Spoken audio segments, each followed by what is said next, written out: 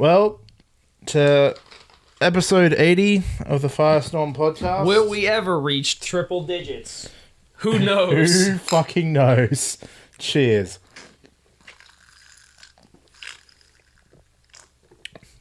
That's nice. That is nice. I like that. Welcome, ladies and gentlemen, to the episode 80 of the FireStorm podcast. The first one actually in person. We did it, baby. We did it. It's finally happened. I can't believe it. Is Fortnite overrated? Let's talk about that. It's like that picture with the kids or whatever. Yeah. It's like my favorite shit. That is awesome. That is fucking next level memery right there. Is Fortnite overrated? They sound so sophisticated, so real. Is Fortnite overrated? Man, I have to know. Yeah, I actually want to watch that video. I'm assuming it was a video. I think it was. Yeah, I need to watch it. So, if it wasn't already clear, this is the first time we're actually able to do a podcast in person, and it's because I have flown all the way to America, if it wasn't already obvious from our social media posts and whatnot. We finished Persona 3 Reload. Yeah, we did. All of it in person. So the rest of it, yeah. The rest of it. A good, like, at least a third of it. Yeah. Like, if not half. Like, somewhere in that range, between the third and a half of it. Yeah, that was a solid, like, that was like, must have been, oh my god, it must have been like hours? 35 hours of Persona in 4 days. Like we literally just like stayed up to ludicrous hours in the morning just recording it.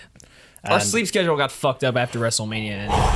Yeah, it definitely did. So I empathize with you because you mentioned that your sleep schedule gets fucked up sometimes, especially during recordings. Because like I'm up early on the weekends and you're up way late. Yes. So I empathize. I get it now. It was a bit ludicrous, but we finished it. It is done. It's going to be releasing periodically. I'm assuming still twice a week, unless there's other things that we upload that week. We'll make it once a week. I still need to edit the next one. Yeah, so there's gonna be a lot of Persona 3 Reload coming up, and in the meanwhile, you get this video podcast of us in person. This is episode 80. I keep making that point because I wanted it to be episode 80. Yes, I wanted it to be an even number because multiple of 10 specifically. Yes, because for a while when we started, whenever we hit a multiple of 10, I would want it to be it started off being a random episode, and then it started off being video episodes, and then it's just kind of like gone off the barrel from there. Because this is a long time coming. Because like I know talk a lot about past and whatnot. You're very present person. Yeah. But I do think a lot about the past as well, especially like my stupid ass history. And like, can you believe this shit started around, like, not FireStorm specifically, but us talking started around mid 2018. It was that long ago? Yeah.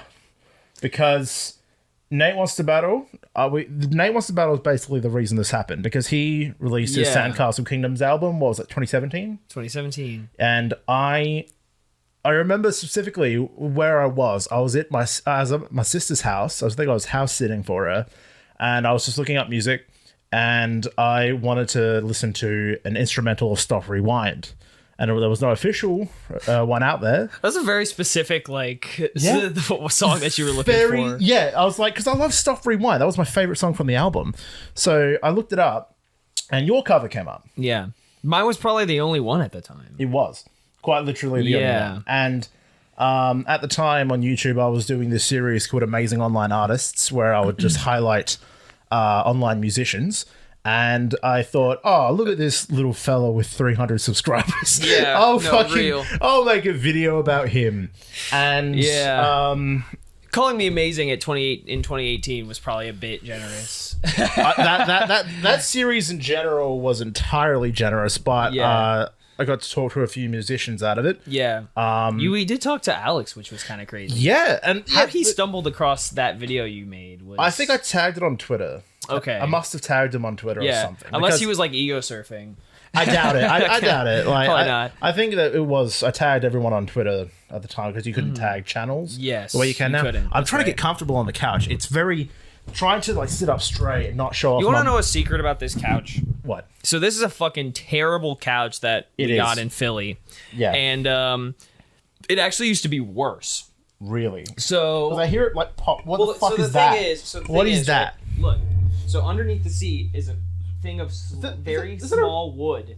It's a wooden plank. Yes, because when we first got it, I mean this couch cost like $15. No shit. Yeah. Yeah. It cost like $15. And what happened was when we first got it, I sunk all the way into this thing. Like I was like I couldn't sit properly. Yeah. And my parents were with me at the time because we got this like the first day I lived in Philly. Yeah. And my dad was like, I have a secret. Like my dad's, I've probably talked about it a few times. My dad's like really handy with like, do it yourself kind of things. Mm-hmm. Put a very like thin piece of wood, like take the measurements, get it cut at Home Depot, and put it in between the base and the cushions. And I don't sink anymore. Yeah. I'm so surprised I haven't broken it. Well, yeah. So it's a very thin cut, but it goes across. It's the one cut across the whole couch. Right. So it would be pretty hard to break it from one side. Okay. But yeah, it was terrible. But like this table was like $10. Yep. The couch was like $15. Like budget living. Like, yes. Yeah. They were, first apartment type shit. Mm-hmm. So it was like you make it work. You just gotta make it work. I that's exactly it. Mm-hmm. And I don't like cause too much trouble for it or anything. Like when it was me and Meka living on it, it was like, yeah, it works. Yeah, exactly. Yeah. Yeah, no, I'm glad because I noticed it go a few times. I'm like, what the fuck? Am I breaking it? And nothing happened, but it's fine. Thank God. Yeah.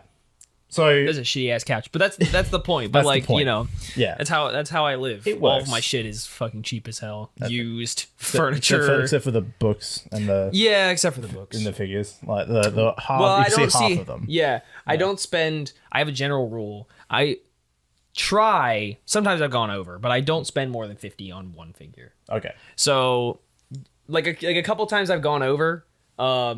Like, because the thing about these Nendoroids, right, the little chibi ones, they're customizable. So they come with like 3 expressions. Usually they come with like accessories and stuff. So you can switch them out. It's hard as fuck sometimes because they're really finicky. Mm-hmm. But like all of them have different expressions and they come with like different arm things. So you can like change them. So that's why they're so expensive even though they're so small. But it is cool. But most of like these stand-up stills were like $30, $40 each. Yeah, right. So... Yeah. I might say, how many can you name? Oh God, I was gonna say I might take a quick video and show them, but like I recognize a lot of them. Mm-hmm. Fucking like Asuna. Yep. That one emo dude from My Hero. Yep. I know her name. It's your favorite character from Demon Slayer. Shinobu. Yeah. Nezuko Tanjiro. Yep. Fucking the other one. Love Hashira. Yep. Don't remember her name. Mitsuru. Yep. Weiss. Mitsuru, yeah. Weiss. That's some... I remember her name, Tomoyo, but she was like from... Do you remember when supernatural battles become commonplace? Yeah. She's from that. Okay. Emilia, and I don't know the last 2. Those are quintuplets. Okay. Well, that's why I don't watch quintuplets. Yeah. Okay. Anyway, and from the background, Aegis and there's Nami. Aegis, Nami. That's... Uta is right there. She's from One Piece. Yeah. And then oh my God, back here. Here. No. Danganronpa. On the far right, Danganronpa. Chiaki. That's You're... specifically Ai Haisaka from Kaguya-sama. You're some motherfucker. That's Oshinoko lady in the back. Ai Hoshino, the idol girl. You'll see pictures, don't worry. Yes. Then we got Natsu, we got Mani, we got Zelda, we got Aqua. Lucy there. There's On. Rent a girlfriend. Shizuru. Shizuru? Yeah, rent a girlfriend. Yes, I just forgot her name. Yeah, and I can't see the others from. Oh gosh, stand up. Yuji in the back. Yuji and Nobara from Jujutsu Kaisen. Haru, Makoto, and Futaba, also Persona 5. Yes. Kei. Do you have another Shizuru? Yeah, I have some doubles. I have 2 Ninos as well. I have 2 Lucys. So you have 2 Lucys there. Yeah. Wendy. Rosa from Pokemon, Kohaku, Dr. Stone, and that's just Miku. Miku. Why not Miku? Yeah, I just have one. That one was like $20. And then on your desk, there's 4. Yes, and I have 4 on my desk. So Sakura's there. Yes, Sakura. Kita, that's the Bocchi the Rock singer girl. Ryza, Atelier Ryza on second from the left next to Sakura, and then that's Lily from Spy Classroom. All right.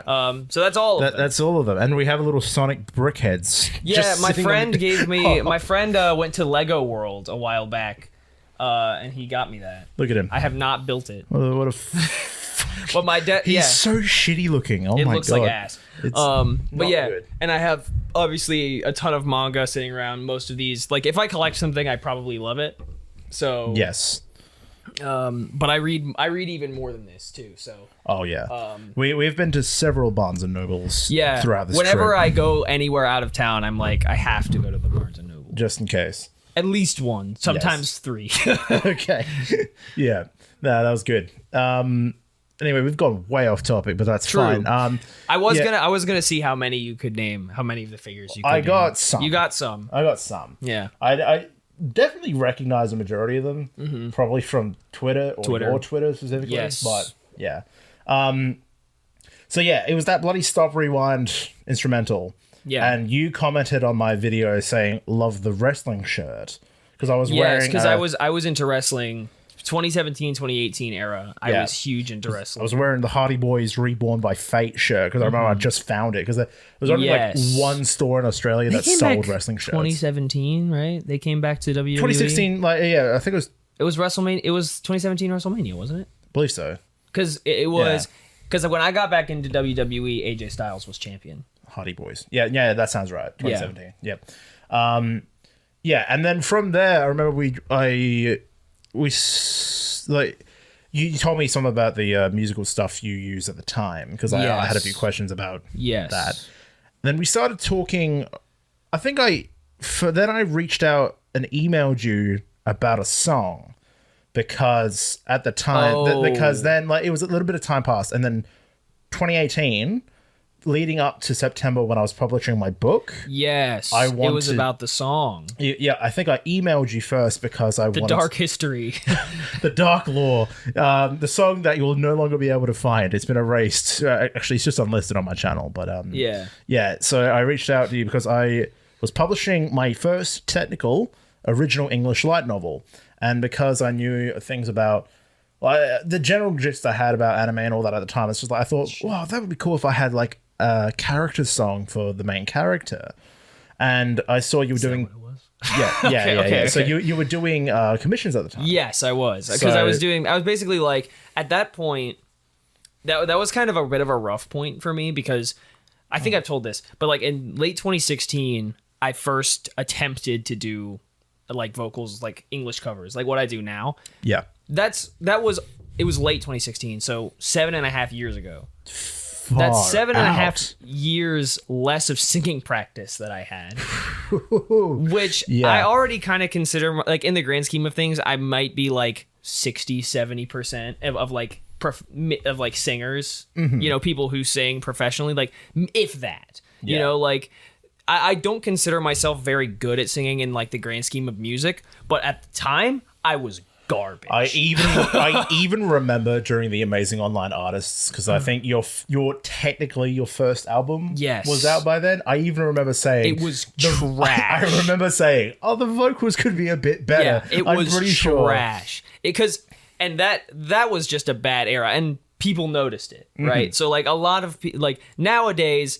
I get pretty good receptions on all of my songs, and I appreciate that. I'd like to say like 95% of the comments are like reflective of good, really good. Or and then like the other 5% are like, do this. Yeah, it's just like, can you do this? Or the lyrics are wrong, or something along those lines. But back then it was like a 50-50 split. Fuck. Yeah. So like when you're a creator, that shows. That hurts. So yeah. So like that was my wake up call. Like, oh wow, I actually suck. Yeah. That was a rough start. Yeah. So that's when I transitioned to doing the instrumental stuff specifically because I wanted to keep doing it.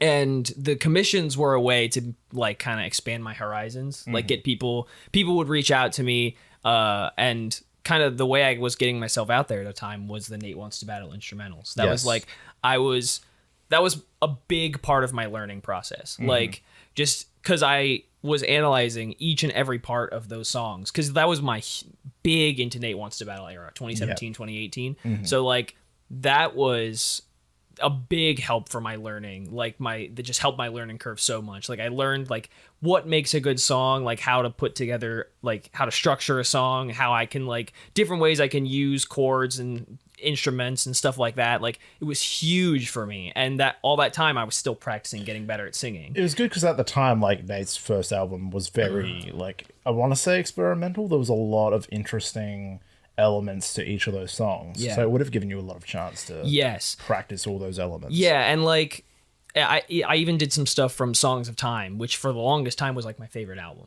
So because I had like, it was 2015 I played Ocarina of Time for the first time. So that was like when I heard, like I just finished Ocarina of Time and then Nate announced he was doing Songs of Time and I was like, holy shit, let's go.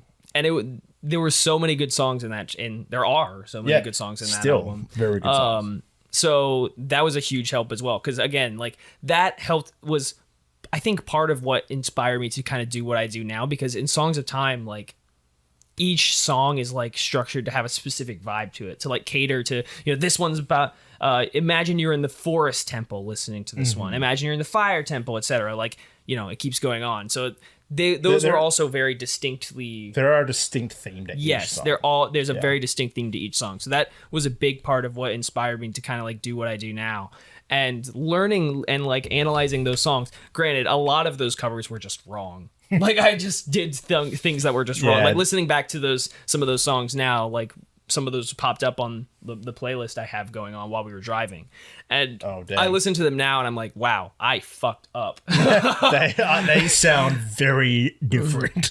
Like, it's not even just like the fact that I wasn't very good at mixing at the time, but just like I had chords wrong or whatever. Like it was just like stuff like that I would do differently now. But of course, that's like, A, I would never do that now, and B, the instrumentals are out officially. So yes, that I think he's actually taking them down. Aren't they still paywalled?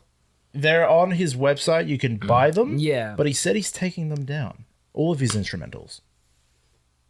What a flimsy motherfucker! I don't know why he's doing that, but like I think he just announced on Twitter that he's doing that. So I don't know what's going on there, but. Nate, time to make my return, baby. Nate, let's go.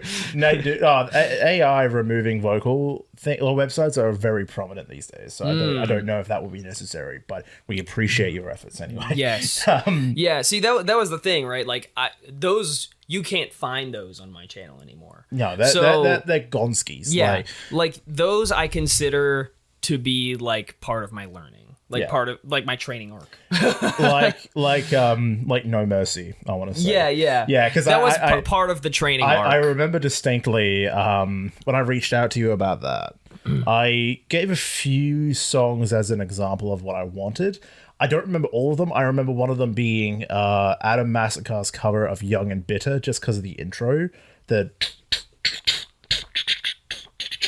drum I had build up. No memory of that. It was the drum build up, and you almost had it, but I was too much off about it. It was too much of a wimp to be like, "Can you fix this for me?" Even if you did, I don't know if I would have been able to. But it worked. So it worked is generous. Yes, it worked, and then I gave my lousy attempt at singing, quote unquote. Yeah, and it wasn't good, and you helped me out with the like background whispers and stuff, and you made it serviceable. Yes, and I thought at the time, fuck yeah, this is sick. And then literally 6 months later, I was like, I remember my nephew specifically being like, wow, what is this? Damn. And I'm like, don't worry about it, mate. Don't worry about it. Yeah, and, don't worry, bud. So I remember you uploaded the instrumental. You took it down like a year later or something like that.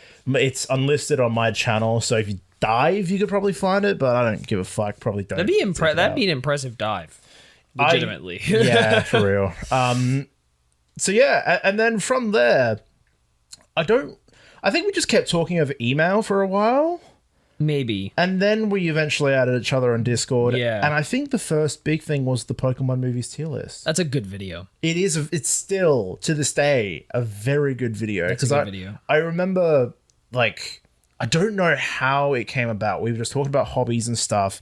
We both got onto Pokemon. I think there must have been a new game or something. I'm not sure. Or like a new movie. Well, and that was still the era where I was big into watching the Pokemon anime. Right. Because because it was like 2019, which was like when I was doing a lot of stuff for what eventually became the This Dream album. I was still doing a lot of stuff for that album at the time. Okay. So, like, like I was doing, like, especially when we first started bringing it up, like I was doing the last few songs. Like I was doing the Pokemon theme cover. I was doing Pokemon Johto, or I was doing like the Orange Islands opening. But yeah, I was doing like the last bit of those, and so that was like that just because a lot of the full versions you only hear in the Pokemon movies. Yeah. So I think that was probably part of how it came up. But eventually we were like, what if we just like did a ranking of them? What if like we were talking about? I think we were just both really passionate about some of the movies in particular, and we were like, we should do a video.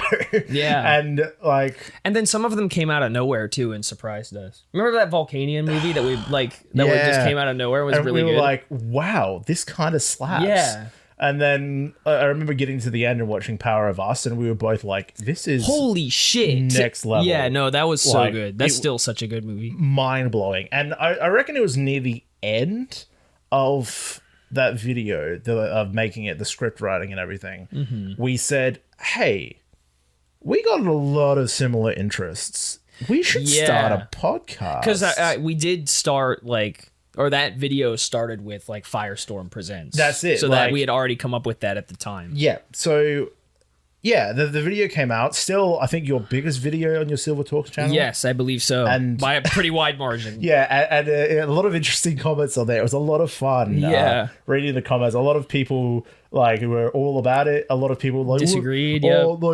The fucking first movie's only top 10. No wonder you've already got 400 subs or some shit like that. It was some sort of comment like that. Yeah, and then one person was like, "Why did you swear?" And I was just like, "Oh yeah, I forget the Pokemon movies are catered towards kids." Yeah, and we swore a lot. I'm going on as just like Ash is an insensitive cunt in this movie in the first entry. Yeah, and I was like, "Wow, okay." I remember writing the script. Yeah, that's a little hard hitting. I know. I remember writing the script, and I'm just like, I'm letting my Australian in, and it's I think it's not going to translate to everyone, but mostly I want to say 80% of the reception was positive. Yeah, I ironically I actually think that's what the like to dislike ratio is. There you go. About there, about 80%. Yeah, it was a lot of fun, and we must have recorded episode 0 around that time because that's how we came up with FireStorm. Yes.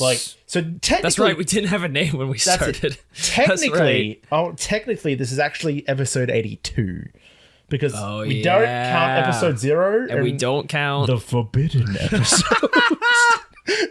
the forbidden episode we don't talk about anymore. That got us in hot water for a slight second and made me delete TikTok because of death threats. I can't believe that's real. It's 2 years later. Yeah, I know. It's so fucking nuts.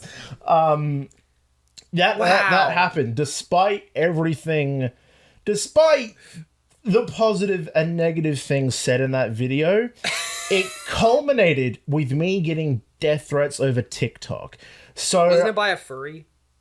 No. The furry was in the YouTube comments. Oh, okay. On TikTok, I independently got messages that were death threats. You got DMs? Yes. Holy shit. Yeah. I got a few because I commented on the TikToks being like, what the fuck is going on? This is so whack. And then they started messaging me because at the time in my description for almost everything, I had one half of FireStorm. So then they were just like, oh, these FireStorm guys already got fucking however many subs. And then I had one half of FireStorm. So I got 4 or 5 death threats in the DMs. And I'm like, I'm deleting TikTok. This shit sucks. Yeah. And doesn't matter. That episode's gone. Yes. You cannot find that anywhere. I do have the TikToks on my computer. Nice. I saved them. Good. And just have them for like the records, like the historical records. Here's a screenshot. You're not going to watch it, but here's a screenshot, so you have a slight idea. That's so like. Imagine being like a 32-year-old man, and you're like offended by these fucking kids. Like, just like, don't be on YouTube if that offends you. Like, period. Yeah. Like, come on. Like, okay. I do remember. I remember recording that episode because like, it's like the first and only album review we've ever done where we just like stopped caring. Yes. Yeah. Because like once we got into like track 3 or 4, it was like, oh, it's just more of this. It's just the same shit. Like, and then we would just like get continuously more and more baffled. Like, what the is this a song about like Jesus? Yeah. Is this a song about like, I don't know, wetting my pants? Like, yeah, and it's just like I remember we were distinctly saying this sounds like a high schooler wrote this. Yeah. Like, and we were both just utterly baffled. And like, when we get to the point of not caring, we start saying things that are perhaps a bit too harsh. Yes. And we like, did get carried away. Yes, we got carried away. We got harsh. I will admit that. But it wasn't a good album. No, it wasn't. It really wasn't. Distinctly wasn't. So that's all we're going to talk about with that one. Yeah, that's enough. Yeah. We're good. Yeah. And from there, things just kind of kicked off. We started the podcast. And like, it was a podcast for a while, and then it evolved. We were the FireStorm podcast for a bit. But as and then the pandemic hit, and we were like, "What are we gonna do?" Yeah, I remember it was like episode 19, 20 or something like that when we were talking about like where we want to travel and stuff like that. And then we realized because the pandemic was active, we were like, we're starting to like we're running out of things to do. Like, it would make sense if the world was actively going and there would be more active things to talk about. Because like I like talking about the ever changing world of wrestling and stuff like that, and like different shows we enjoyed. But then everything just kind of stopped. Yes. And there was no progression whatsoever. So we were kind of like, we're running out of things. And I distinctly remember one of the episodes having COVID in the name, and it got taken down. And our channel got like restricted for fucking ages. Wow. Like for a couple days. And I remember even like some of my mates that don't use Twitter retweeted our thing about, hey, YouTube support, can you fix this? Because like at the time there weren't any rules. Like if you had COVID, if you mentioned COVID, you would get in trouble. Yeah. It was stupid. But yeah, so after that we were like, we should play a game. Yeah, because I think so at the time I was living with Chandler, who was who's my bandmate in Florida Gardens. So because he has a bit of a complicated situation, but it's not anything crazy. But like essentially, his grandparents live in Florida, but they have a house here, like in the greater Richmond area, and they just kind of like they were just like, here, you can just live in the house. You can just stay in the Virginia house, and we'll live in Florida. So occasionally they come back up, but while I was there, I never saw them. Okay. Then I was like, that was during I was taking off semester from school, so I wasn't doing anything at the time, and I was like, I should just go. Like, I don't want to live with mom and dad right now. I'm just gonna go live with Chandler. So I did, and it was just me and him for a while. And at the time, I was so bored. I was like, I want to play Twilight Princess. Yeah. Because it was, again, like I've been going through some of the, I think they're still there. The first time I'd ever played 3D Zelda games, they're on the Silver Games channel. I believe they are. So like, Majora's Mask was the first one, Ocarina of Time, then Wind Waker, and Twilight Princess was the next one on my list. I already played Breath of the Wild on my own because I didn't have a capture card at the time. But Twilight Princess we played on Dolphin because I didn't have a Wii or Wii U. So we played Twilight. I was like, what if we just did Twilight Princess? You know, in like Game Grumps style. Yes. I remember the first episode. It was hilarious. because it took a while for us to like get the right settings and all that, obviously. Because it would crash. There was one point where you were voicing one of the kids, and Chandler walked in, and you guys, and I remember you saying like, "What the fuck are you looking at?" And then it was I clipped it, and then I started doing clips for the Twitter and Facebook because I thought that was fucking hilarious. We gotta do the helicopter in front of the monkeys. Yeah, that'll show those bitches. Oh, they're just amazing. It's still kind of weird that you do the helicopter, but what do you guys want? What do you guys want? I heard you downstairs. Oh, you did? Did you hear us? No. I'm making jokes on the helicopter. Leave me alone, bro. We just wanted to check up on you guys. We're good, man. Thanks, guys. And and I think, I was probably saying some weird shit as one of the kids, and Chandler heard me and like kind of stood in my doorway. Yeah. No, that was epic. And I remember, I don't know if it was actually the same time, or I don't know where the timeline was, but because I had made that amazing online artist video about Alex, Divide Music, we had, like, he came on as a guest because he saw the video. He saw that I was just starting a podcast because it came after my podcast, the podcast announcement video. And he said, if you ever want a guest on the podcast, let me know it. I'm like, fuck yeah. Like, this will be, like, for a new channel, this is kind of sick. Because he's much bigger now, but he was still fairly big at the time. Yes, he was. And his latest song at the time was Beyond the Wall, the Attack on Titan song. So that's kind of the time frame. I got this all locked. And I remember in the episode, you guys were talking about Zelda, and you specifically called me out. It's just like, yeah, Trent's never played Zelda, and he was so disappointed. So I was like, when we finished Twilight Princess, I was like, I'm going to buy Twilight Princess and play it now because these motherfuckers making fun of me for not playing any Zelda games, and lo and behold, I now have. Yes. Only Twilight Princess. I played a bit of Breath of the Wild, but I sold my Switch, so I don't have access to that anymore. Unless I pirate it, but I think the good emulators got shut down. So yeah, I don't know about the. It probably did, but like, there's probably a new console coming out soon. Oh yeah, that's true. Yeah, no doubt. And things just continued. Like we played Skyward Sword. We had Ion on for a few episodes. That was fun. That was really cool. That was because his favorite Zelda he's a game. Fucking crazy person. Yeah, and so that was fun. And we just kept going. We kept making episodes. We started doing more album and anime reviews, and like intermittently I try to keep up regular podcasts and guest episodes. Like we had my mate Carlin on, we had Meka on. Yes. And we haven't done a guest episode since Meka. And the podcasts surprisingly kept coming out. But if you look back, a majority of them are like album reviews now. And like, because we started just talking about everything during the gameplay stuff. Yeah. So it's like there's no real point in rehashing everything in the podcasts. So the podcasts either had to be specifically about something or about reviews. Yes. And that's how we've only managed to get to 80 episodes. Yeah, because a lot of our just like random ass conversations end up happening in the middle of, whatever I was doing at the time, like Mystery Dungeon or... I attest that many of our Let's Plays are really good to go back and watch, but so many of them are dated by just like you talking about what music projects you're working on. Yeah. So it's like, is that out? Oh, wait, that was out 3 years ago. Yeah, yes. There's still... A lot of them are really good. A lot of them, like... are worth watching, but there are many that... Yeah, they do. I do think a lot of them stand up. Like, there are...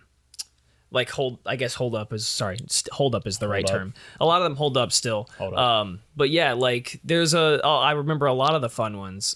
Mystery Dungeon I remember just because it was fucking annoying as hell. I really remember that. Really fun at the start, and then it got really annoying at the end. Yeah, because there were a bunch of new mechanics in the new Mystery Dungeon that I didn't. We were going to continue that. You literally said, I will grind and we will do some of the harder floors, and we never did. Because it was agony.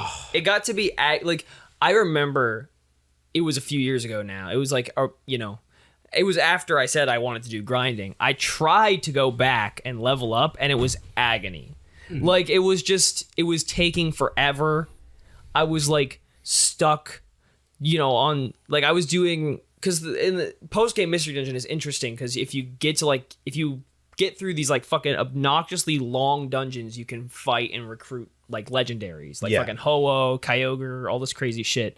But you got to endure like 70 floors or some shit, and I'm like, and that's without like there's like no breaks in there. It's just 70 straight floors, and then a boss at the end. And because of all the new mechanics, I wasn't very good at it, and I think they even changed like how damage calculations go in Mystery Dungeon with the new one, and I was like, I can't. This is too hard. This is too fucking wacky. Yeah, and Mystery Dungeon is actually surprisingly hard. I managed to beat like Sky when I was a kid, but like while we were living together, I would watch occasionally when he found the motivation. Meka was trying to get through Explorer Sky on a DS emulator, and he had to constantly use save states because it was like it's a challenging style of game. Yeah. So because like you get up a certain amount of floors, you fucking die, and you have to do it all and you again. can't control it. It's a lot of it's chance. Yeah. So yeah, that one was a tough one, but like I do remember thinking Honey Pop was funny. That was funny. I was trying to avoid bringing that up because I'm gonna probably recommend this episode to anyone that hasn't watched FireStorm before. We played a little bit of a risque game. Yes. Honey Pop 2. That was quite funny. I enjoyed editing that. It was silly. Yeah, it was just like because those whole like that whole like I don't know, they've done other shit too. Yeah. But like it's all just very silly. Yeah. Like and like I wanted as to long do as you don't take it seriously, it's like yeah. So I would if you're into that stuff. If you're into that, go ahead. If you don't know, keep bothering me. what are you? Oh, Yeah, it's gonna keep bothering me. your sus as fuck mic setup. Yeah, my fucking scuffed as hell. Yeah. So yeah, if you know nothing about it, don't watch it because it's risque and I say a lot of stupid things. We both do. Yeah, we yeah, and that's the thing. I loved playing around with the censorship in that because like John Cena and shit. yeah, well, my favorite shit is that sort of editing, like that random comedic editing. I love doing that sort of shit. I did that in one of my in the Pokemon game I played as well, and like I love that sort of video style, like the long form style that we have done mostly with our games. It works. Yeah. But for me personally, sometimes there are like huge gaps, so I like to just cut them out and make funny edits. I love doing that. Yeah. And yeah, things just have gone on from there, and we've played a variety of games. I'm gonna need to look it up because I forgot a lot of them. Oh fuck! If I remember them somewhat, I don't even remember the order because the first three were Twilight Princess, Skyward Sword, Honey Pop 2. Yes. What came after that, I can't fucking tell We're gonna you. find out right now. We did a tier list at one point. We did. I forget what it was though. It was about the games we had played at the time. Oh right, it was about like the games. We did like a bulk episode where we predicted WrestleMania 39 and Firestorm games tier list. Final Fantasy X. Oh, that was Final fun. Fantasy X.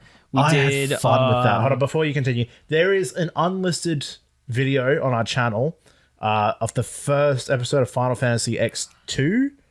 I did like the meme edits with that again, but we decided not to continue because of how Final Fantasy X2 runs. And we were kind of burnt out because we just had played Final Fantasy X. And I remember I fucking was so happy that I got that done. I'm so happy I played that. Anyway. Yeah.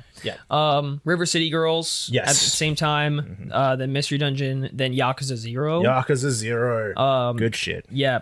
That was fun too. That was goofy. We did Flora Sky around that time. Yes. Flora Sky was silly as well. And then, of course, the legend. Oh. The legendary Avatar series. See, this channel, I feel like, at least for us, we've had two consistent memes. The Shall Not Be Named episode and Richard Anderson. Yes. Oh my god. Richard. Richard! I love, like, even though it had a tragic ending.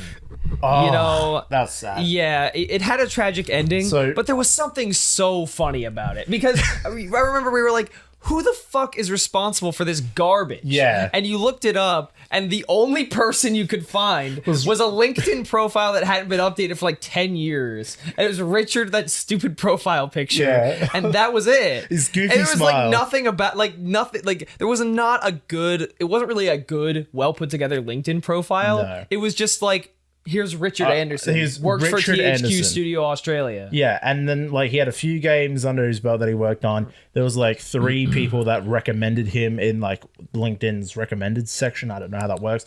And I just remember reading that out, and you were so annoyed at the game. Yeah. And we were just like, we can't just keep talking about how shit this game is. But then We need to blame it on somebody. So we had Richard Anderson as a foil. He was the motherfucker that we blamed for everything. And then we were the biggest morons because we found out he was only really responsible for the movie game. Yes. So like he was a meme. We just knew he was part of THQ Studio Australia. He was at one point.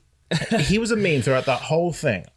And we released the movie game episode on Christmas. And we were so balls deep in the meme, we did that little parody song as well. Of Bezos won. Yeah, because Richard and won. I told you this the other day. Was it yesterday? Like, I'm someone whose creative ideas hits them on a dime. Like, things just appear in my head at the most random times, and I have to be ready at any given point. And I remember I was waiting. I don't remember what I was doing, but I was in the next town over. I was in school at the next town over, and I was waiting for the bus to come get me from that, like wherever the bus stop was, like in front of Best Buy or something, to bring me back to my apartment. And I just remember like I was listening to Bezos One a bunch at the time, and I was like, what if I like I just like started thinking, and then I started thinking about Richard Anderson, and I was like, come on, Richard, you can do it. And then it just went from there.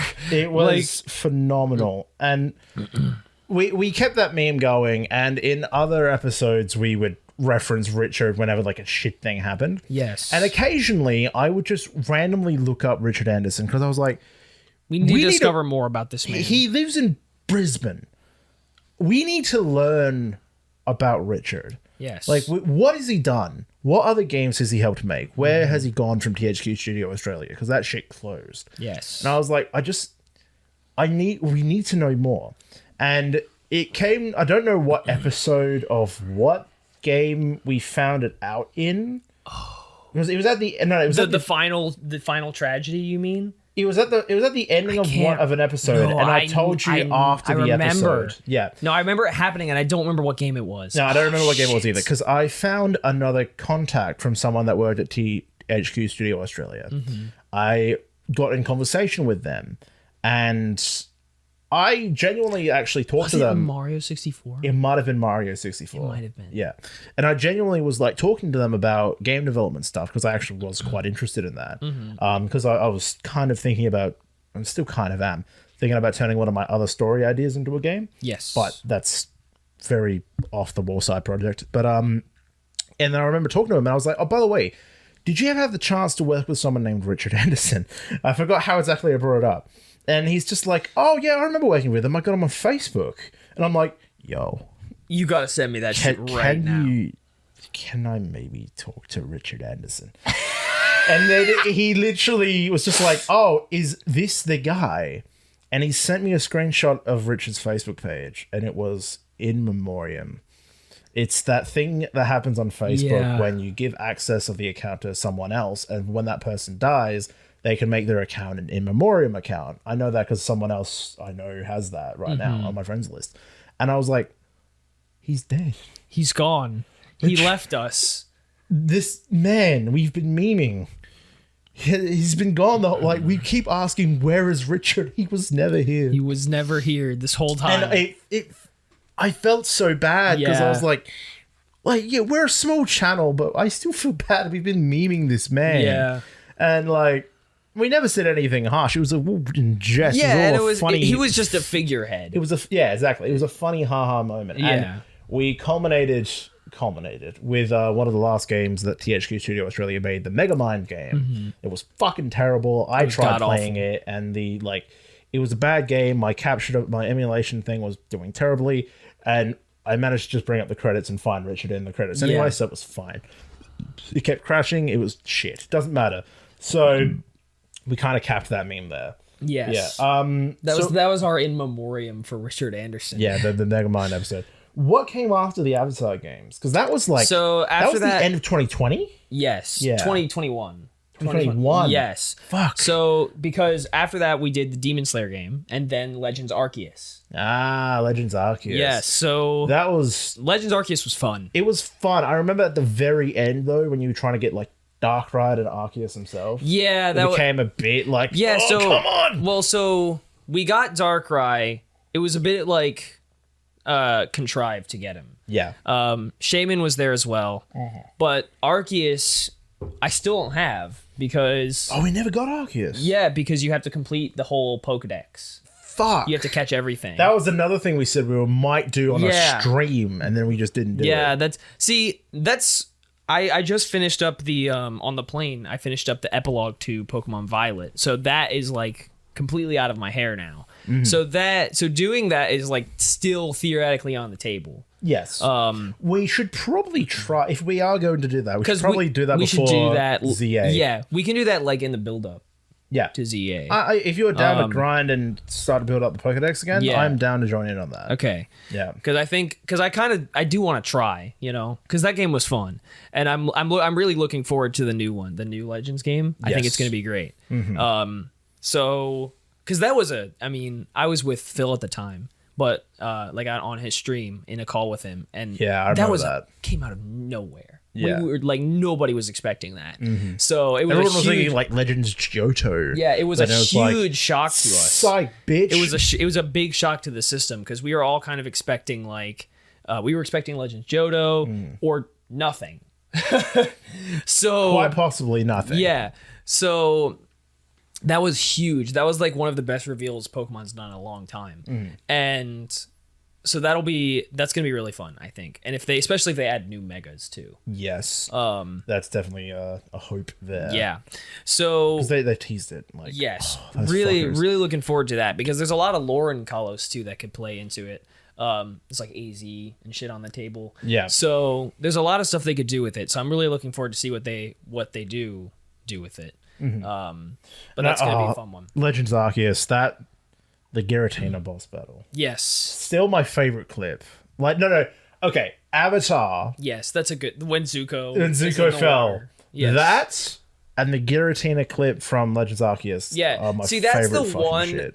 Honestly, like, that Giratina moment was, like, the one moment I wish we had face cam in those videos. Yeah. Because I was, like, jaw-dropping, like... No, I quite literally was just like... Oh my god! Yeah, like, you were flipping your mind, and I was silent. Yeah, I was like, oh, there he goes. No.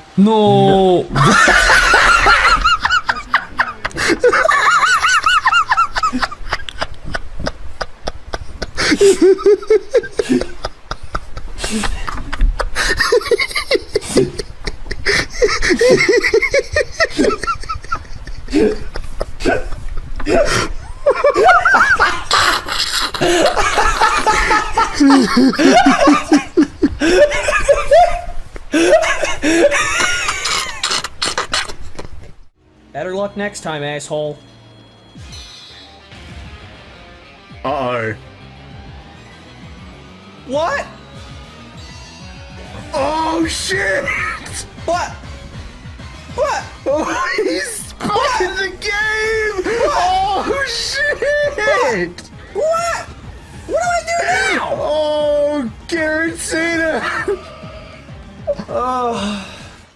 And then I was losing my shit, and then you're just like, what do I do now? Yeah, like, losing it, and then we lost. My voice went up like 3 octaves. It did. Yeah. I've never heard your voice go like that. Like, not on purpose. Yeah. Like, that shit was fucking wild. I That literally was got so smacked funny. in the balls at that moment. Yeah. Like, it was crazy. I forgot his name. Fucking Volo. Volo fucking kicked you in the nuts Yes. in that moment. Yeah. That was so crazy. And I won by pure chance. Yeah. I won. Like, I don't think you were there at the time, but like when I because I stayed grinding and shit for like an extra 2 hours after we stopped. That's it, because we did a big ass recording session, and I was like, I was either tired or I had to go, and you're like, I'm going to finish. I'm going to finish this. Like, and you did. Yeah, because that's Thank God. like I was very like because I saw the light. I saw the light at the end of the tunnel, right? Like I knew with whatever setup I had, I could do it. It would just I'd have to fulfill a very specific set of circumstances to get it. Like I'd have to rely on chance, but like the chance wasn't so low that I felt like I couldn't do it. So, and I didn't really want to waste time like grinding because I don't really think there's anything out in the wild that was strong enough to level me up very fast. Yeah. So well, there's no like victory road sort of shit. Yeah. In Legends. So it was a predicament, but whatever setup I had ended up working in the end. I think I got like a crit when I really needed it or something like that. Yeah. So that was a big help, but that was fun. That was a really fun playthrough just because it was so different from Pokemon, anything Pokemon we'd seen at the time. Yeah. Very fun. What was after Legends? I'm starting to blank out now. See, I have it pulled up. Okay. We did Celeste around the same time. Oh, that fucked me. I knew I had to finish Celeste, and like that last episode, that was the angriest I've ever been. Like on Firestorm, period. That last stretch of Celeste fucked me so badly. Like, And then it was Sonic Chronicles: The Dark Photo. the shittest Sonic game, aside from 06 that some people say. I don't know. I know you have a thing. I do for kind 06, of like Sonic 06, but yeah. but unironically, it is the shittest. Chronicles: The Dark Brotherhood was terrible. Yeah, I shouldn't have played it on an emulator. That was my big problem because You had to click instead of it using really heavily relied on the touchscreen. And that was not how it was meant to be played. No way. Using a mouse. Link's Awakening was after that. That was pretty and good. Ratchet and Clank. Ratchet and Clank, that was kind of a thing just for me. Like, Yeah. it was another one of those games like Final Fantasy X. I played as a child, never completed, so I had to do it. Then we did the kind of weird off series. We did the Lost Ruins and the Crooked Man. Yeah, that was odd. Yes, and then I did Xenoblade. Yeah, so around the time of Xenoblade, I was just going through some shit mentally, and I just needed to stop everything and just get back in my own head because I was out of it. I was just so fucking whack. So, and you said you wanted to play Xenoblade. I'm like, Yes. dude, I don't want to just sit and record for a bit. I just want to do my own thing. Yeah. So you did Xenoblade. And then 3 after that by was yourself. Frontiers. Frontiers. That was a good game to return on. Like I felt really happy coming back with that game. That was fucking fun. Yep, That and was then we really did good. Murder of Sonic the Hedgehog, and then Tears of the Kingdom. So I love this because around this time, like we just concluding some games, but we started doing more podcasts. Like I got back from Japan, so that was last year. Yes. I got back from Japan. We talked about WrestleMania and all of our games we played. The Murder of Sonic the Hedgehog, so fun. That was a great loved game. That episode so much. It was so much fun. We came up with the new meme. We haven't really kept going, but it's DJ Gold. DJ Gold. DJ Gold's a good one. Yeah. We talked about Ruby. Volume 9. We did the whole Volume 9 reactions on my channel. Funnily enough, you know how the views from that got me past the 4,000 hour mark to get monetized? Yes. It's that only lasts for a year. And we're coming up on the year of all those videos. So my thing has gone back down under 4,000. So even if I reached 1,000 subs, it wouldn't make it currently. Wow. So I need to get more views again. Oh, well. Yeah. Shame. I don't really But care. yeah, after that was Tears of the Kingdom. Yeah. Great game. So now we're in kind of the modern era. Yeah, where we're modern just era. like, Mario most- 64. It's mostly games, but we'll occasionally do album reviews or something else. And then River City Girls 2. Yep. And then more Frontiers. intermittently, with like when was Security Breach? Security Breach was end of 21, Okay. I believe. Yeah. Because so that was the first Security Breach video was end of 21. I love because they weren't episodic things; they were big videos. Yes. All on themselves. So yeah, We had the original. and then That was so much fun because you did the meme editing, not the meme Yes. editing, but you did a bit of editing. I in did there. like the kind of fast-paced yes, editing, and then we had the Redemption. which was the full thing, playing the game again. Yeah, and then we did Ruin DLC. And then Ruin was last year around the end of Tears of the Kingdom. yes, That was fun too. that was awesome. Great stuff. I hope we. Yeah, it was in continue. the middle of River City Girls 2. Okay, So, I would like to keep up with future FNAF things I like that agree. because it's fun. yes. And then we did the Frontiers DLC, Quest for Balance, which was ass. For Balance was terrible. And Like, then some of these games, especially in the latter year or two, they're like some of them had like such shit moments where like there are big bouts of silence from me because like there are times where I'm like, I don't know what to say. Yeah. Because it is that bad. We've already talked about everything. And it's like I'm just like here. meanwhile losing my mind over the same fucking puzzles we've seen a million times. Yeah. And then we did the what's it? The GS Chronicles, Yep, so Black that- Clover, and then Reload. Yeah. Wow. That's it. That's the Chronicle. That's the whole Firestorm. That's Chronicle it. right there. Everything so far. And So yeah, that like there's some other like noteworthy, like we did the Turn to Ash review, which was fun. that was good. Yeah. And like I'm still proud of the beginnings. I almost wish we like started off as Firestorm from the get-go. Yeah. And did games along with the first few podcasts, but like I really enjoyed that beginning. I remember like especially getting that interview with Alex. That meant a lot to me. Right. And like that was a big deal. And it didn't do anything. Yeah. Like I Didn't really change anything. I've since very briefly talked to Alex on Discord about a few things, and then the last message I sent him was like start of 2022, like, do you want to come back on the podcast? And he didn't. Yeah. The only thing that changed because of that is like now I have him on Discord, and that's it. That's it. Yeah. And I don't like, because when we interviewed him, that was still the point in time where I wasn't confident in my singing, and now it's like I could reach out, but man's going with like Jonathan Young and shit. Yeah, like I don't. like, He doesn't need me. Yeah, and frankly, I don't even know what we would work on together. So, But okay, I'll be honest. I like love you, Alex. Love your music. I bought a jumper and repped it in Japan. you did, and here. yeah, and Philadelphia. You And did. here, I wore it at WrestleMania. Yes. Like, love his music. I don't know if the collab with Jonathan was that good. That's my own opinion. I've not heard it. That's fine. So, Yeah, it's interesting just thinking about like where we started and where we've gone, and like we're still not a big channel in any that's regards. okay. We probably shouldn't be. But like I What kind of assholes? yeah, no, we are, and I am very like happy with just doing dumb shit now. Like I don't mind just fucking around playing games and all that. Like especially like in the future, now that I'm taking things like wrestling a lot more seriously, there may be a little bit less time to just fuck around there on a will Saturday. there will be like less videos like in the near future for sure, but Like- I don't think like I don't really feel like we need to stop. Like there's nothing like we don't have any reason to not keep going. There's still plenty of games we want to try. like I don't care if there's like a few weeks where nothing happens and then we just come back and do some shit, but between like you want to do Rain Code coming up, and then we got the Persona 3 Reload DLC. We got Legends ZA. Yep. And like Whatever else we want to do. Yeah, like and I'll no doubt think of a few games I want to play again. Yeah. Obviously, like there's absolutely no reason to stop it, despite the fact we're not big. Because like I just enjoy it, and I just think it's a good time to just fuck around and talk. It's a delicate thing, right? Like finding a game that we can, because most, except for Persona, everything has been through Discord.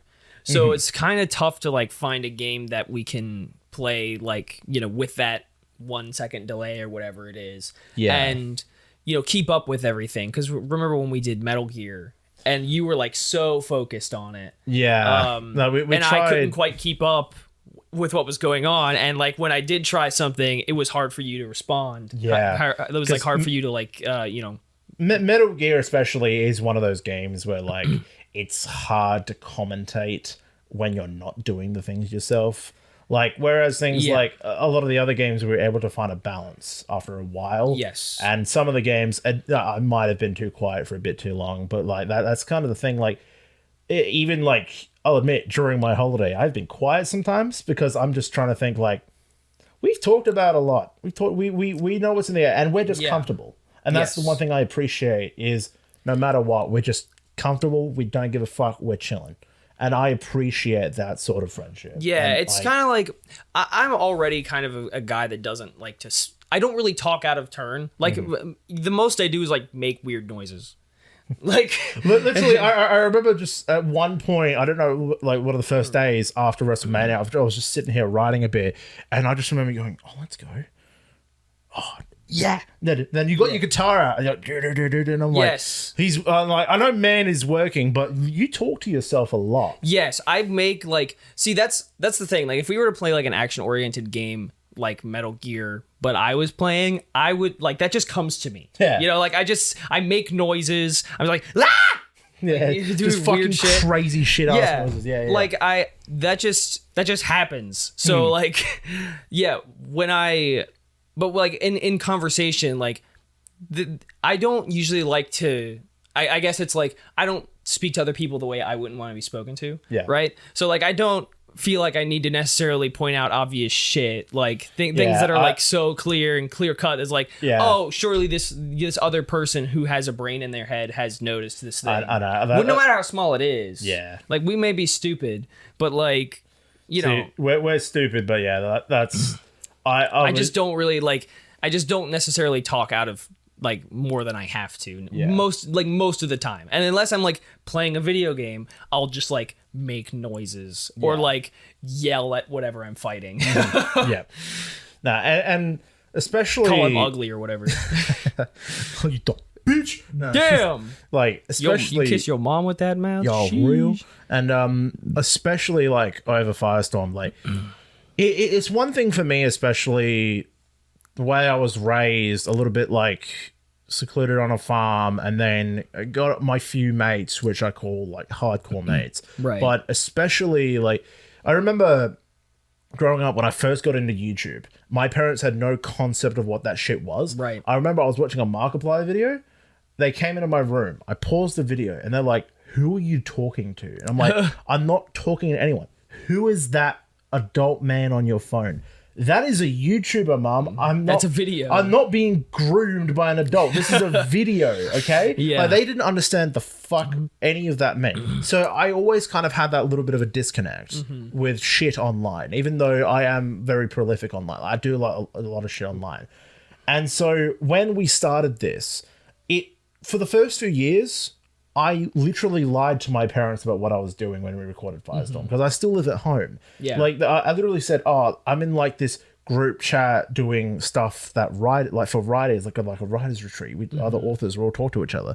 So they didn't know what the fuck I was talking about. They heard me making weird noises, doing stupid voices, and they're like, "Trent, what the fuck are you doing?" We're role playing. And then I was, and eventually was like, I have got this friend in America. We play games and talk shit because it's fun. And they're the type of like, "Well, why don't you just go out and make friends in real life?" I have friends in real life. Yeah. But most of them, like, I got a lot of mates that like to go out to parties and shit. I'm not that type of guy. Me either. And like, I'm the guy who leaves parties to come record. yeah, like you've done that. I have. You quite literally have I done that. have done that. And like, it took a long time to be just like, dude, this is my mate Gus, okay? Yeah.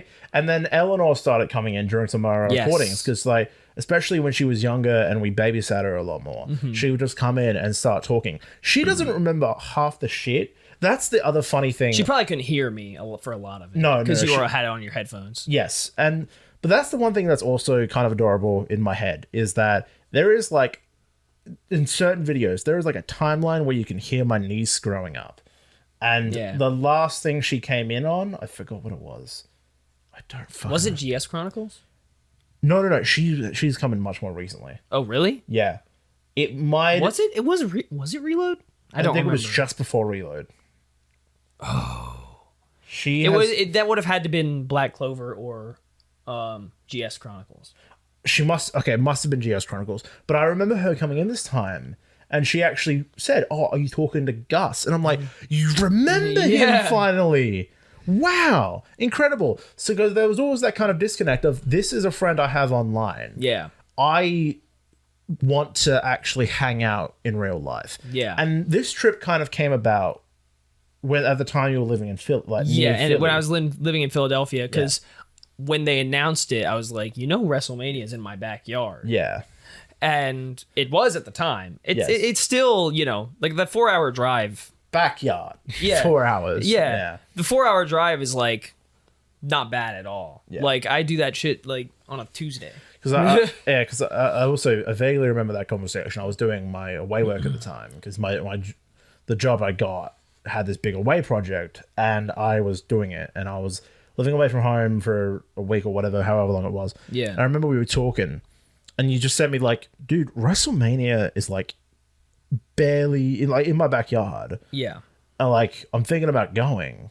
And I forgot which one of us suggested it, but I was just like, why don't I come with you? Yeah. And then we were just like, all right, fuck. Fuck it. Let's make this happen. And I remember sending you the money. Literally, I was there on a break and I just sent you the money over PayPal. Yeah. I'm like, all right, this is happening now. Yeah, because we knew those tickets were going to go fast. Yeah. And because they'd already been bought out by like the brokers and shit. Yeah. Because we had to buy it through a third party, like a weird third party website. And then they eventually moved us to Ticketmaster, which was like the default ticket service. Yeah. So that was I was nervous about that actually, buying tickets through third party, because I was like, Yeah, I remember you saying that. yeah, I was like, is this actually gonna work? Is this legit? Yeah, I assumed it would, but like there's always just like an uncertainty factor to it, because like that sucks. Like Yeah. just having all that shit bought up immediately, probably by machines too. Bots, definitely. Yeah. People using bots to scalp tickets. Yeah, to That scalp tickets. Yeah, definitely exactly. happened, yeah. So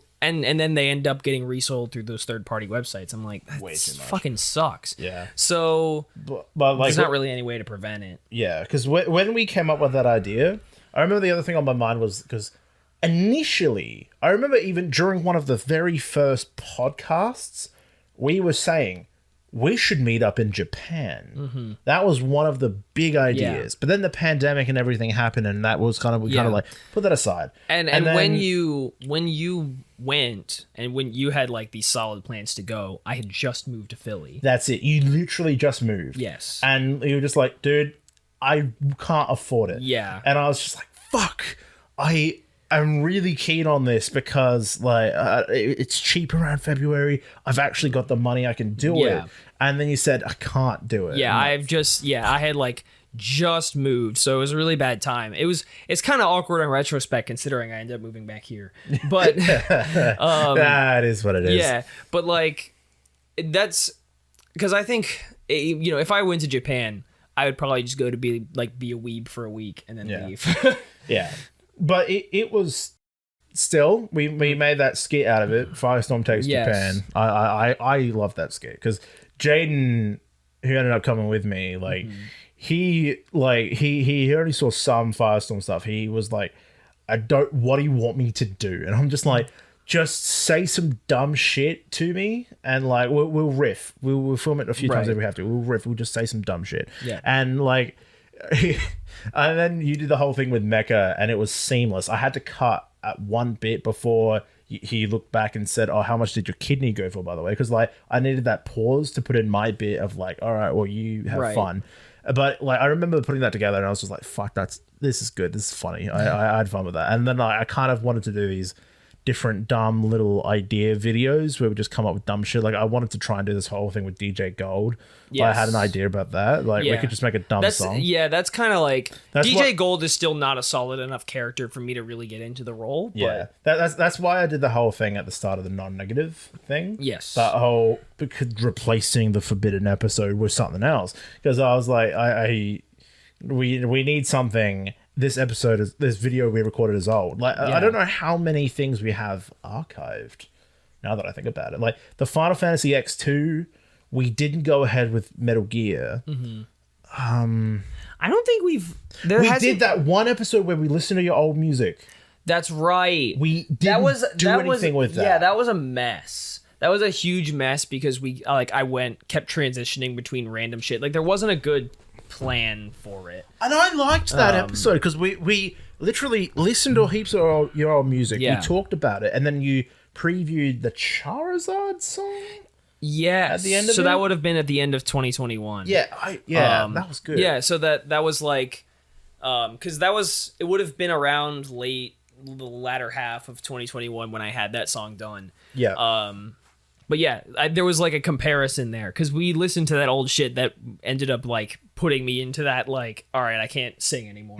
Like Yeah. that was the stuff that ended up leading to that. So because at that time, you know, the first things like in actuality, next year, like late next year, about a year and a half from now, will actually be my 10th anniversary making music. Wow.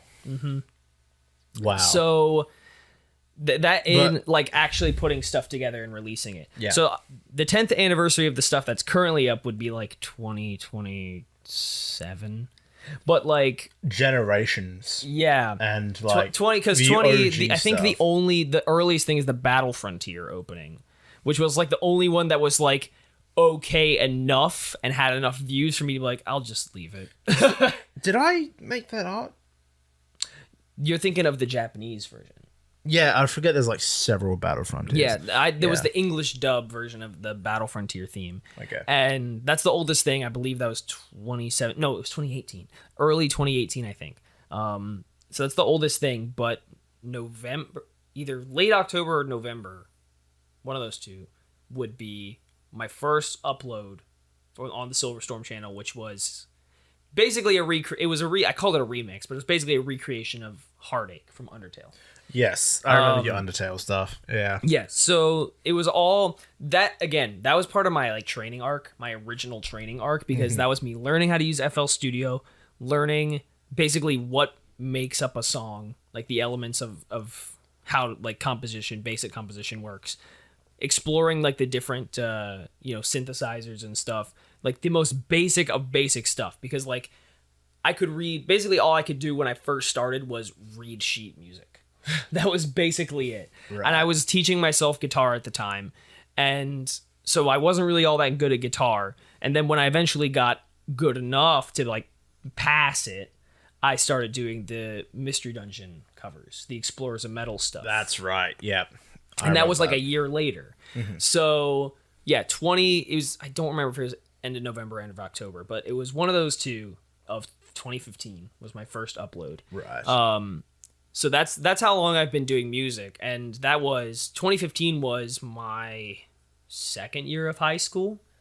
So Shit. yeah, God damn. Yeah, actually, no. Same. Actually, yep, same. Because believe it or not, you're only how many? 14 days. 14 days older than me. 12. You're 27th, right? Yes. 12 days. There you go. So yeah, we had a very similar timetable in that regards. I'm 12 days older than you. Yes. Yeah. Yeah, because we were still in high school, and then like that time just out of high school when you were still like figuring out your music stuff. That's when I got my first book out. And now looking back, where you say your music shit, my old book is shit. Like we were same time frame, fresh out of high school. It's just how it was. Yes. Just the way it was. It was garbage. Another scrap thing I remember, that one time you tried to teach me music as DJ Gold. Oh, as like an obnoxious that obnoxious character. I still have that video of you teaching me, because I literally just bought the electric keyboard. Yeah. And like I remember trying to learn it. I tried learning it for like 3 or 4 months, and now it's just sitting in my room.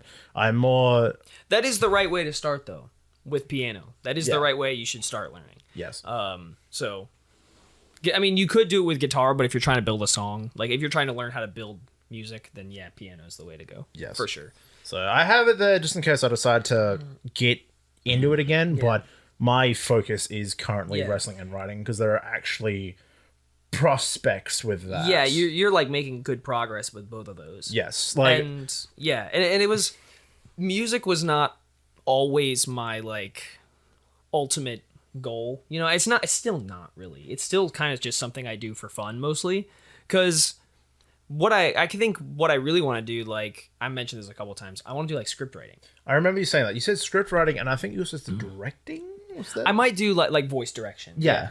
Like something like that, because there's just so much like I want to be involved in the creative process anyhow. Like there are some things with music that I want to do, like bucket list music stuff. Like I want to soundtrack a game. I think that would be amazing. I'd like stuff like that. Like this is a fucking long shot, but like I would love to do lyrics for Persona games OST. So I remember, I don't know if you were memeing when you said this, but you said you and Meka would want to do a Pokemon opening. Yes. Has that now evolved to a persona Well, so OST? more like like that was kind of like a meme. It was mostly a meme because Okay. like all of the official openings were dog shit. So And they still are. they still are. Yeah. But so there was this big meme in our like little small community. They were like, just let me and Meka do it. We'll make something better. Yep. But now it's like I've become so I just pride myself on my lyric writing so much that I would just love to just try my hand. Really, like Persona's the ultimate goal. Like that would Okay. be like, fucking top of the hill. That's what I would want to do more than anything. But like, just write lyrics for like a game's OST, like stuff like that. Just be in charge of that and like help see that through. Just being involved in that kind of creative stuff is what I want to do ultimately. Okay. Like, because doing this, the Silver Storm has always been a side project. Like it's something I put a lot of time into because there's a lot of stuff I want to do. Yeah. And a lot of it is like I want to knock this out. Like the sooner I knock it out, the less I have to do down the line. Like You can see the development as well, like how well you've become, like how good you've become as a musician. yes, through there is a these- very obvious evolution. Yeah, if you go back. because I think I mentioned this once on a previous podcast when there was a period of time where you had become good, but I hadn't listened to a lot of your new music, and then I just was like, I said some shit, and I looked back and said, I sound like a dick because I haven't actually heard a lot of your new stuff. And I know that's a lot of the things, a lot of the dichotomy with like, oh, I have a friend that's a writer. I'm not like, that's cool, but I'm not going to read their thing. Or I have a friend that's a musician. I'm not Right. going to listen to their thing. I felt like, no, fuck it. I'm going to sit down and like listen to all your latest shit and like breathe Second Nature, like, and heaps of your other covers. When I actually, once I've fucking- had it figured out, yeah, and I was that's like, it. Fuck, these are actually like phenomenal.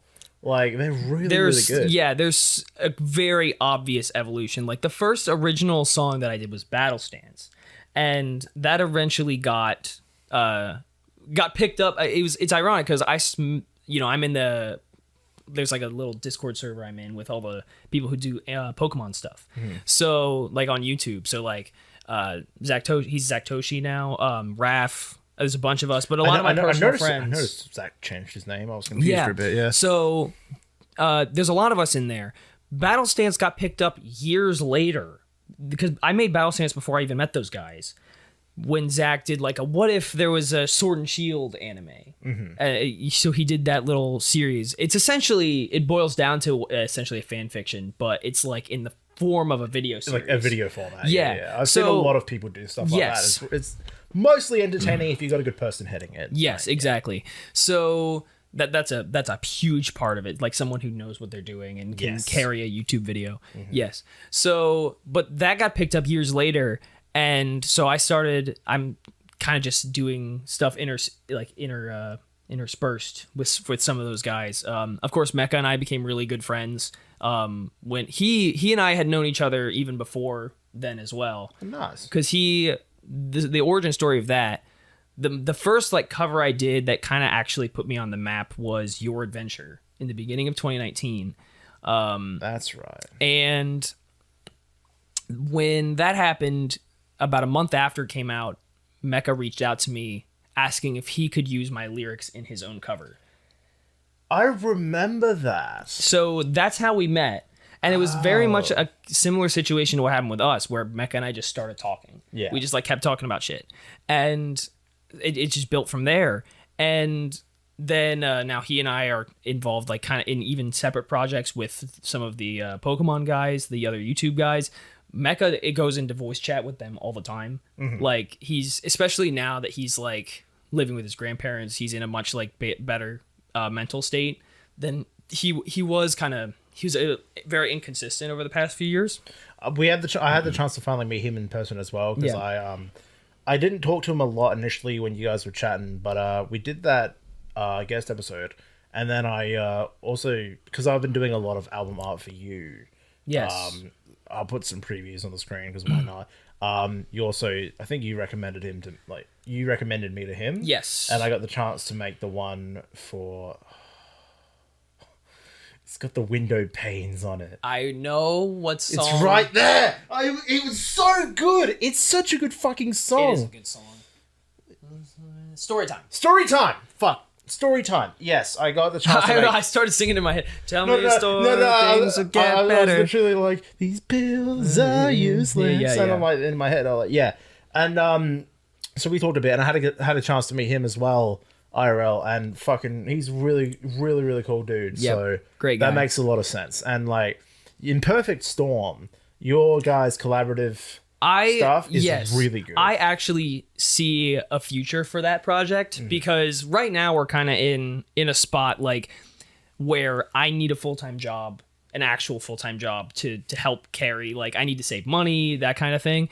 And I'm in a really good spot now that I have a full-time job, and also Silver Storm is making about just as much as I get from my full-time job. That's awesome. So, and the full-time is not like, it's like almost a full-time job. Like I do work full-time hours, but I don't quite get paid for like full-time work. Like if that I still get paid hourly. Yeah. So, but it's very nice, and like I work for my uncle's company. They've all been very welcoming to me, and they appreciate what I do. So it's a nice job to have, but I don't think I'll be with them for more than like maybe 2 or 3 more years. Okay. Like I actually foresee a future for Imperfect Storm where we're doing like albums together and shit. That would be great. So that would just be longer down the line when we're in a better place. I have more experience, can find a better job somewhere, or you know, even as far as like I have a job that I really love, like a job that I've been going after, like with the script writing or whatever. So I do actually see a future for that, but it's just got to like line up. Yeah. You know, like our circumstances got to line up again. So, because our last apartment was too expensive and it was a piece of shit apartment. Right. So we were paying too much for like fucking a god awful apartment and terrible like management. So okay. He's living with his grandparents now, and he's just in a much better situation. So am I. It's much like, it was never a problem for my mental health or anything, but just like being like, my rent here is super cheap because it's my grandmother's place. Mm-hmm. So I really have like nothing to complain about. The only thing I'm gonna have to complain about is my credit card statement after this month. Oh boy, I followed you to every Barnes and Noble. Like I've gone in with you. You always come out with at least like 4 or 5 books, and I'm like, dude, like I know you've got a plan for this, but bro, like that's gonna hurt. It's gonna hurt. Like, well, yeah, and that plus all the food. yeah. It's gonna hurt. But point is like that. Where was I going with that? Fuck, I don't remember. But like, there's a future for Imperfect Storm. Yeah, there's a future for Imperfect Storm for sure. And like, it started because we were talking about all the music stuff I was doing. Yeah. But yeah, like that. Just there is a very distinct like if you go back to like 2020, 2021, you can hear how much better my stuff has gotten. Yes. Like it's like, especially like, it feels like very recently I've found like, I don't know what it is, but like I've been singing for so long now that I just feel like I finally like gotten a hold of like the secret, you know, like the thing to be more consistent, like sound good. Like I finally feel like I'm singing the right way, because I taught myself to sing. Like I would practice like in the fucking bathroom at my parents' place when I was like 16, you know, like that. Graduating from there, and like I always felt like I sang wrong. Like I would hurt my throat when I probably shouldn't have. I still do that. Whenever I sing in the car, like fuck, my throat gets sore after 2 songs. Yeah, so but now, and especially like the last year or so, I finally feel like I've gotten the hang of it. Like I know how like the right way that I should be singing, and it's different for everybody. But and it also depends on what like style you're trying to go for, right? Yeah. So I finally feel like I have it down. So I feel like my throat, like my singing, my vocal cords will be healthier long term. Like it's just, and I don't know, you know, I don't know how much longer I'll be doing Silver Storm as consistently as I am now, but it's like I just feel like I'm in so much of a better place in like every single regard. I'm exactly the same. Yeah. Like, I don't know what it was. I don't know what it is. I think it's maybe just like that progression away from teenage high school life, that few middling years of trying to figure shit out. Yeah. Until you're finally like, okay, now I'm an adult and I have to do adult things. Yeah. Because, like, pay bills and shit. yeah, because especially with like, I feel like I'm similar. Like, my first book came out. I was happy with it at the time, but I know looking back at it, it's not that good. Like, a few people were very complimentary of it. Like, there's a lot of good ideas here. It's just too small, and there's not a lot of substance right now. And I remember, like, the past couple years, I've been kind of, like, the past few years have been better, but, like, especially pandemic up to around that Xenoblade era when you did the game by yourself, I was in a very weird place where I was still lamenting things I hadn't done in the past. I was still like thinking really negatively about myself and like my body image, especially because I'm a husky bloke. And I was just, a lot of it was in my own head. I remember I made this one YouTube video. This is going to sound really fucking emo and depressing. This one YouTube video where I literally said, like, it was at the very end of the year, like start of one year. I forgot what year. I said, if I can't fix my health in the next year, I'm done. And I didn't know what I meant with that, but it wasn't good. And then I remember looking back, because most of my videos are deleted from my channel are still on my hard drive. And I remember looking back at that when I was sorting through stuff and moving different older videos to a different hard drive. I was like, that is pathetic. Like, that is not good. That's dark. It's a very poor mindset that I was in. And I, like, especially the last few years, have really, like, found myself properly. And that in turn, like, back at that time as well, my writing got halted and fucked up because I lost everything. Like, I've told the story a few times. I lost everything. Yes. And I just lost the drive. And it's only really the past 2 years coming up with the whole lore for my story, coming up with all the characters and coming up with more motivations and stuff that I've actually been able to sit down and write again. And that has been really, really good for me. Like I'm not saying anything's going to come out soon, but I'm saying there's more of a chance of it happening now than there was a few years ago. Right. That, coupled with the wrestling, has, like, I can't explain to you just how positively doing professional wrestling, actually training for it, has done for my health.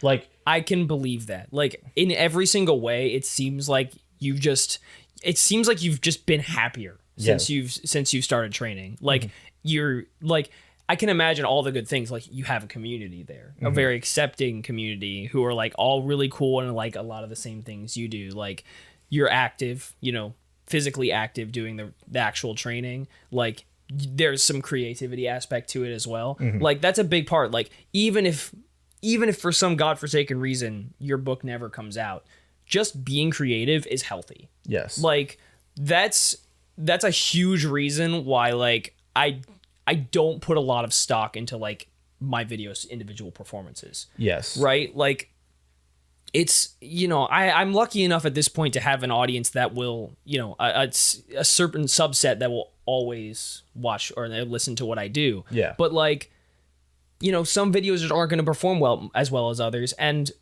all of them are projects that I wanted to do. So, like, and that I feel satisfied with and that I wanted to, like, express my own take on.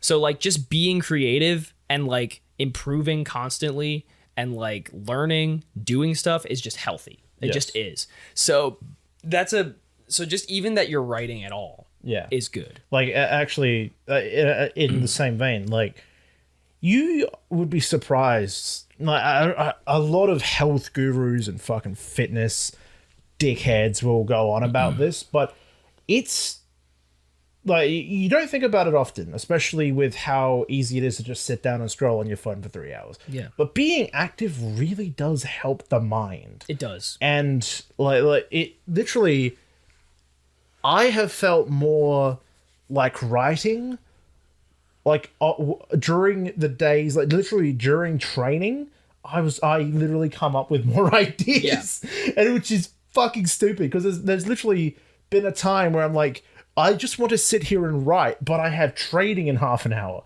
and I'm just like, what in my brain? Like, what do I do? And it's bizarre. And like everyone will tell you that, like, get oxygen in your fucking fresh breath. And your mind will fucking open up. Like fresh air. It's like fresh breath. You know what I mean? Breath. Fresh air. Like we don't have fresh breath right now, so that's probably why I'm talking we don't. jumbled shit. But Popcorn. yes, yeah. So that's it. Like literally, you'd be shocked how much it actually helps, and it has helped me a lot. And I have to give credit to the coaches and the community I have found with ACW. Like I remember I got this little photo album on my phone. Just I've collected basically anything I've taken while training and doing stuff at ACW. I remember because I forgot why, like, because years ago I wanted to start wrestling, and then pandemic happened, and I was like, okay, fuck that. I tried getting back into karate. I'm a black belt, and yet I felt like I could do more. I tried to get back into it to help my friend get his black belt, and we didn't commit because the teachers left. They fucked off. And I was like, okay, I need to do something. I'm not going to get back into soccer. But then I was watching wrestling a lot more, and I thought, why don't I do this? Like, why don't I be a part of this? And I remember just seeing ACW tryouts, and I was like, I'll go. And immediately, although I was slightly like, I don't know these people, and some of them are dressed funny, but then I realized, oh wait, that's just wrestling gear. Of course it is. And immediately, the coach, head coach, I was able to talk to him, and he was very supportive. He asked, why do you like wrestling? And I just explained, I've watched it since I was a kid. I love the stories. I love the action. I love everything. And the coaches have been incredibly supportive. Everyone I train with has been amazing. And like no one, that's the thing. I think because wrestling is such a universal, it's a physically demanding thing. Don't get me wrong, but it's so accessible for anyone of any shape, body type, or like it doesn't matter if you're the skinniest, tiniest person in the world or the largest. If you have some very basic, to start with, very basic performance and athleticism, you can do it. And it made me feel like, okay, I can actually reach a level here, to the point where, like, before I left to come here, I was told, I said, I want to debut like in the next year or two. And they just said, you definitely will probably debut this year. And that made me go like, oh shit, this shit, okay. Like, and I was like, fuck yes, this, I can actually, because that's the one thing I always need, not always, but like, I like receiving that feedback, because especially with like, I've been making YouTube. You like having achievable goals. Yes. And like, I've been making YouTube videos since 2015, and I have known from day one that YouTube is probably not going to be a career. So I just make whatever the fuck I want, whether it's successful or not. And with my writing, I wanted that feedback. I still want that feedback, but people are less inclined to read because reading is hard. And it takes a lot of focus. Yeah, and like I've had so many friends. Fancy pictures to go with them. Yeah, thank hey, if I could have if I knew an artist who would willingly help me out, I would make it. That'd be impressive. Yeah, but take the plunge. Like I've got so many friends. Like I'm not calling anyone out in particular, but I've got so many friends that would be like, "Oh, I'll read the chapter for you," and they don't. I'm like, okay, whatever. Like, it is what it is. But with wrestling, especially. With that community, with those coaches that are just outright honest, and actually receiving that feedback of, hey, look, you did that role properly, or hey, you got out the ring smooth, hey, you took that bump really good. Like, because for the first few weeks, I wasn't taking bumps properly, but then I got there, and either they just don't say anything, which means you've done it right, or someone points out, that was a good one. And like, I think that's been my problem with any sort of dieting or fitness goal I've tried to make in the past. I'm always doing it by my... Keep going. Keep going. Are you okay? All right. Oh, yes. I've always done it by myself.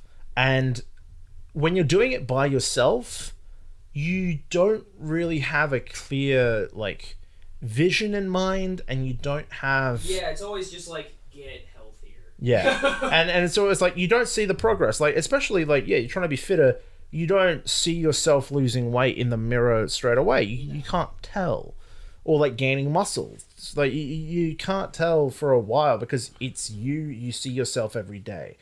So actually being able to get that feedback and adapting and working with it, and also using the skills I've got currently to help them in turn, has made them say, we reckon we can get you in. And I'm not promising anything. I could fucking lose a leg tomorrow. I don't know. But I was told we can definitely make that happen. So that is super encouraging because I've been able to help them out with interviewing, with commentary, ACW Thunderstruck commentary. Check it out. And hooking them up with you as well, funnily enough. Gus. Yes, I was gonna say I need to give props to the head trainer as well for hiring me. There you go. So there'll be some new music debuting for ACW that Gus has written. So that was another. So I mentioned bucket list music thing. That was kind of like, this is kind of like a bucket list music thing for me. Like just, especially I do so much on my own. Like that was a big reason why, like, a lot of cover artists in my community do have like a fucking team of like goddamn 7 people at a time to do one cover. And I'm like, yes, because you got like someone is responsible for the instrumental, someone did the vocals, someone did the mix, someone did the timing or the tune, like the auto, not the auto tuning, but like the pitch correction or whatever for like each cover. And I'm like, I don't trust anybody but myself.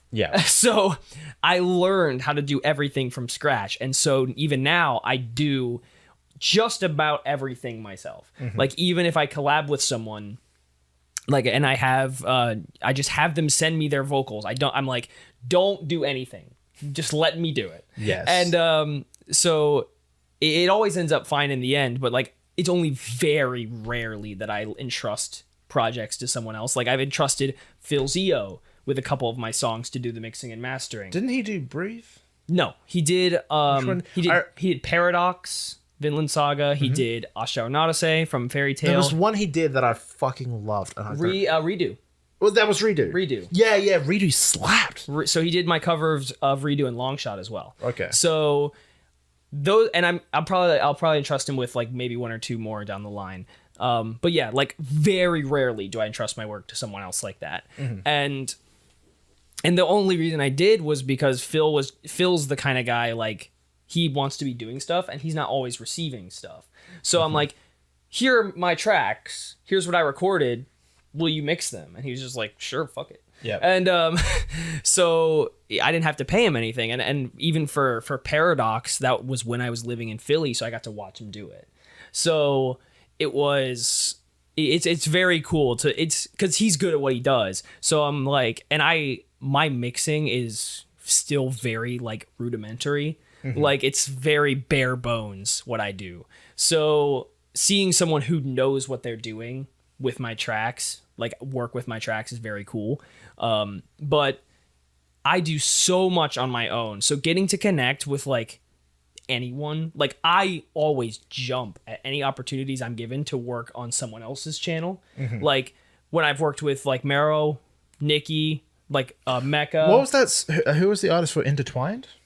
Locali. That was I liked that song. Yeah. So I thought like you were just a feature, but you were the only singer. I was the only singer, and I was like, this fucking slaps. Yeah. Wow, so this is really good. Yeah, so he reached out to me out of nowhere, and he was just like, that was another bucket list thing. He was like, I wrote this anime style song, and I want you to sing on it.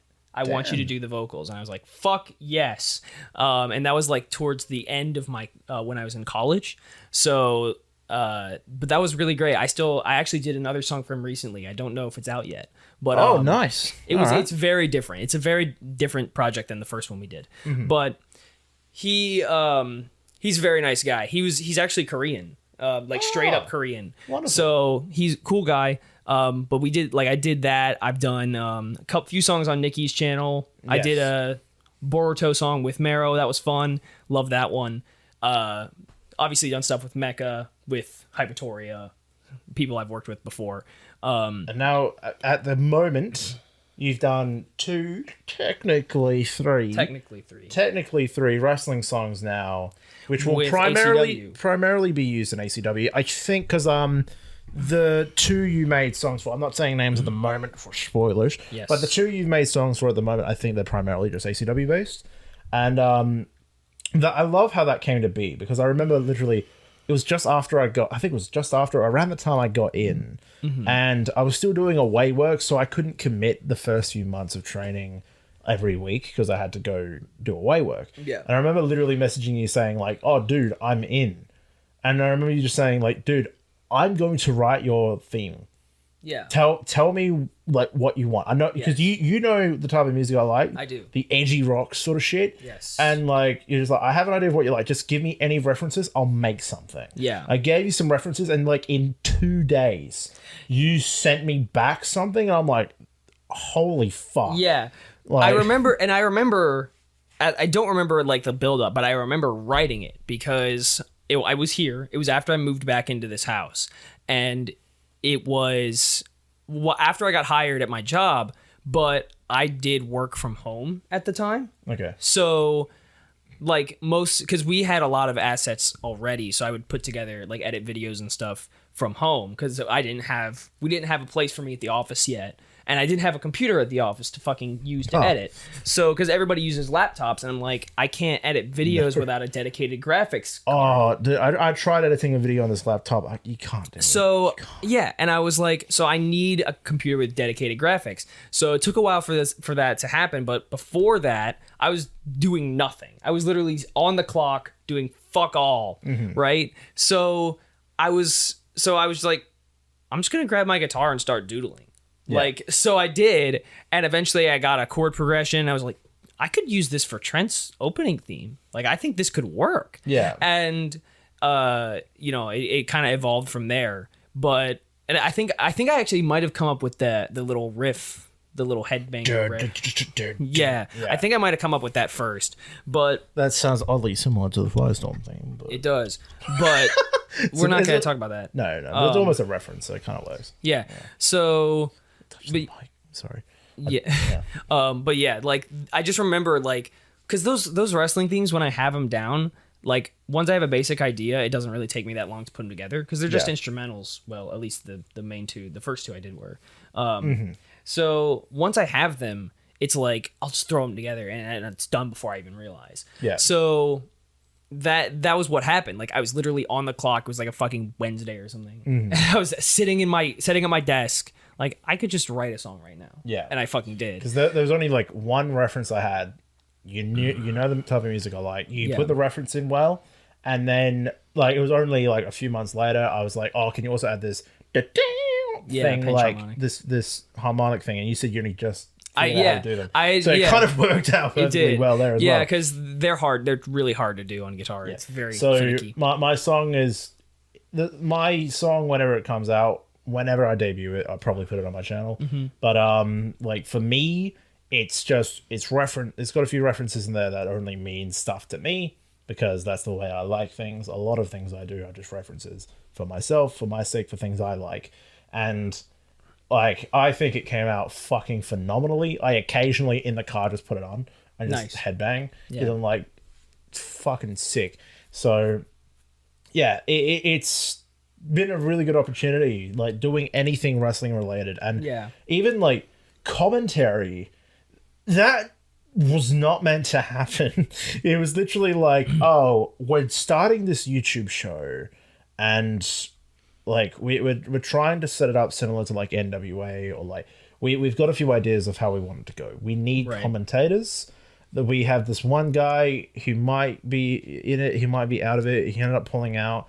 And then I literally just said, well, I mean, I'll put my hand up. Like, because I was already doing, I'm doing a lot behind the scenes for ACW at the moment because I have the skills to help out and like they are very appreciative of it. It's all volunteer stuff at the minute because I'm not a wrestler yet, but like I've been able to help out, put my skills to use. Yeah. And in the wrestling industry, anything you put in, you will eventually get back. Right. Because wrestling is a very give and take sport and industry. Like, you have to love it and you have to put in the work for it. Whereas I'm not always there to help build the ring. Because that's one of the things with wrestling is like when you're young, you help, even if you're not wrestling, you help build the ring, you help pack down the ring, you help set up the chairs, you help set up everything. Yeah. Even though I haven't been able to do that every time, I'm setting up the interviewing area. I'm setting up the cameras. I'm setting up all this other shit, and I'm editing some of the stuff as well. I'm now doing commentary.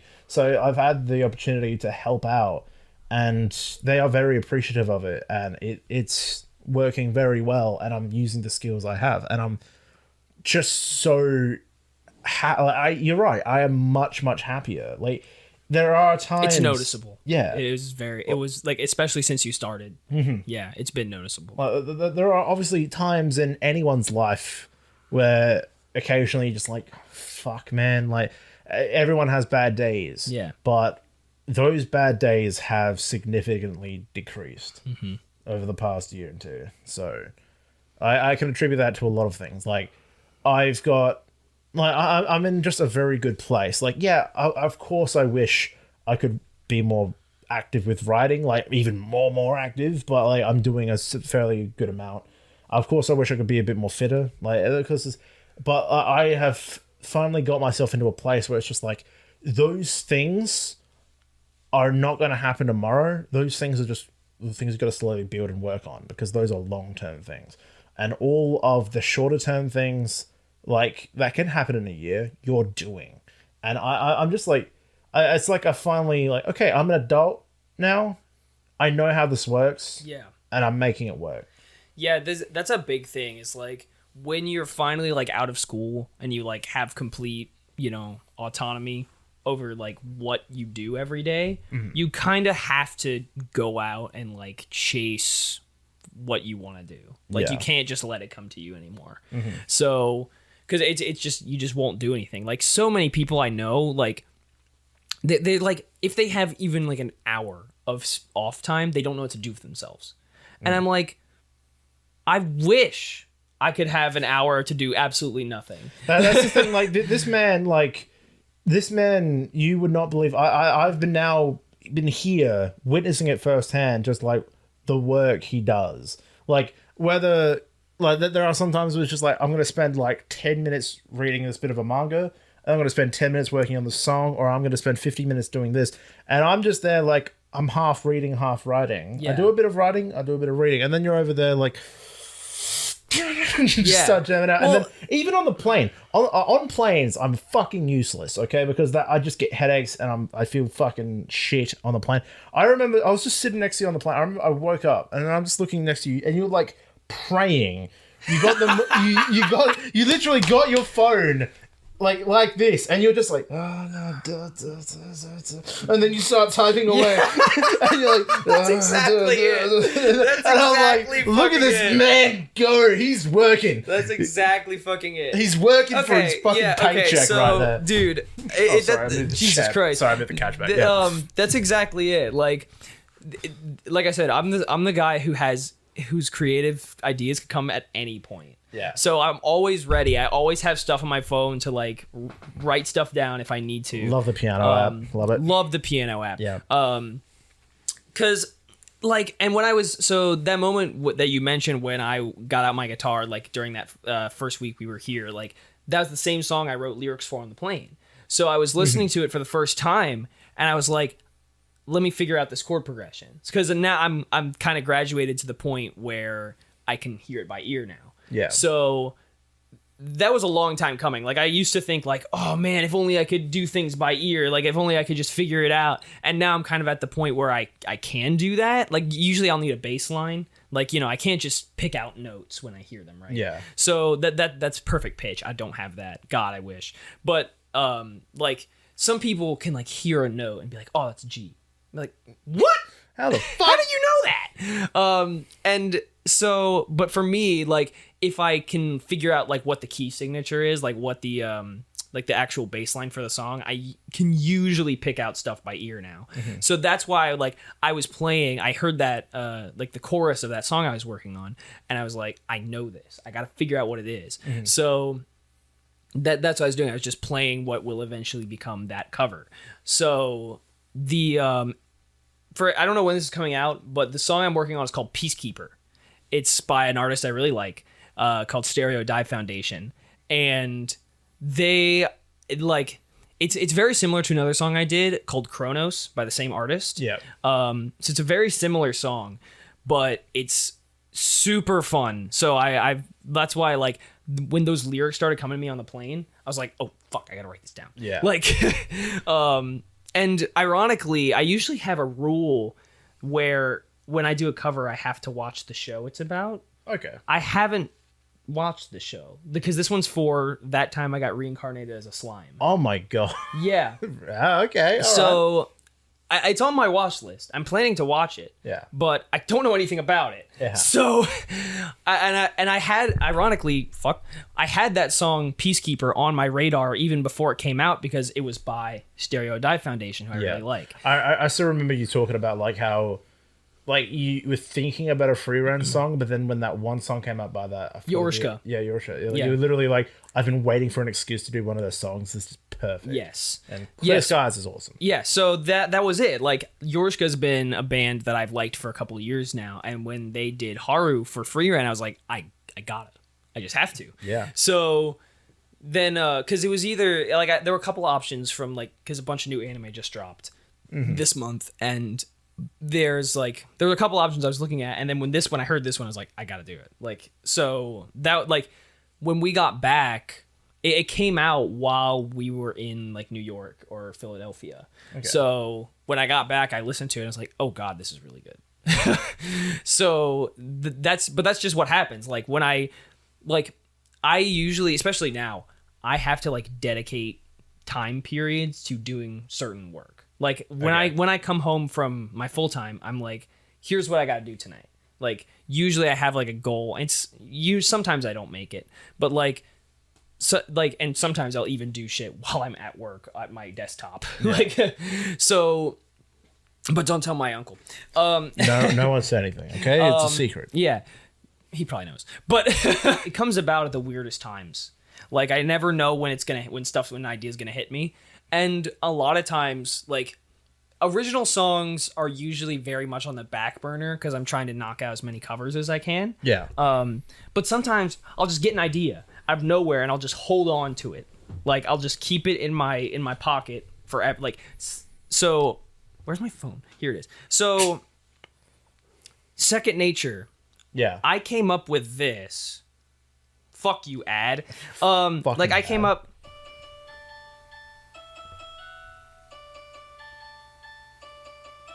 It started as that. Yeah. And that was like 2021. I came up with that. God. And so I just held on to that for as long as I could. And then eventually I was like, this is it. Like, it's going to be the song about Izuku. It's going to be the My Hero song. So that eventually turned into Second Nature. Okay. So, but that was exactly how it started. I found, like, I liked this, how it sounded. And then I eventually created a chord progression around it, built the song little by little, same kind of thing. Like, but that's what happens. Like, it'll just come out of nowhere. It'll just hit me, and I'll just hold on to it. Yeah. And eventually, I might use it. There have been some scrapped ideas, of course. Like, I have projects on my desktop that I may never use. Yeah. But and I can empathize with that incredibly, writing wise, because, like, I literally have a document that's just full of dot point ideas, and so many of those are 4 years old. Yeah. And then I've looked back and thought, oh, I've already done something with that. It's not the same. I can get rid of this now. Like, I almost want to reintroduce vampires into my story just because of how much I liked the ideas of how I approached vampires in the original story. Right. But I'm not going to do it. I'll do something else with blood sucking. I don't know. We'll see.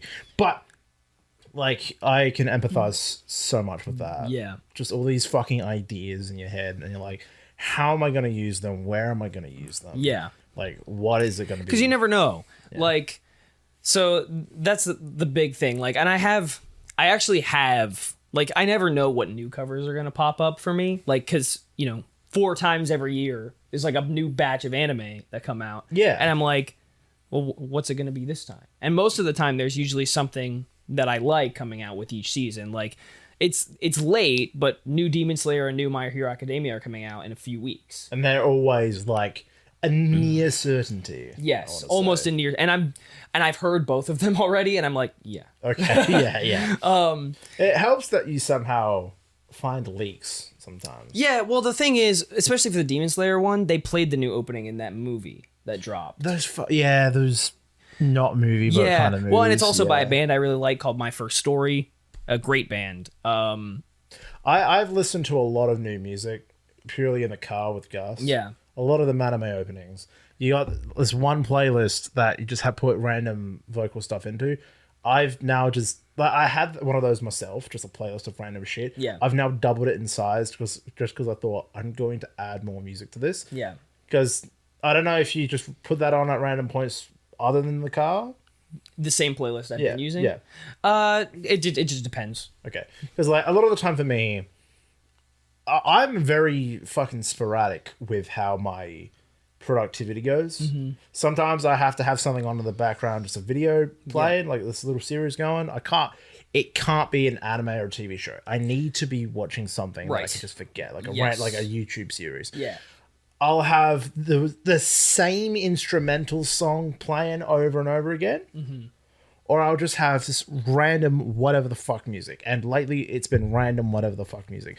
Literally, one of my songs in the Spotify top 5, sorry, whatever it was last year, was Finn Balor's new theme song, "I Am Danger."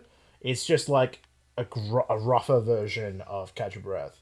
Okay. And I just remember it was one day I was just staying, I forgot where I was staying, but I just had that song on repeat in my earphones as I was writing for like 3 or 4 hours. And that propped it up there. I was like, okay, wonderful. Yeah. It's shit. My productivity, like, I wish my productivity was like yours. Like, I do get random ideas and jot them down, but nowhere near as actively as you.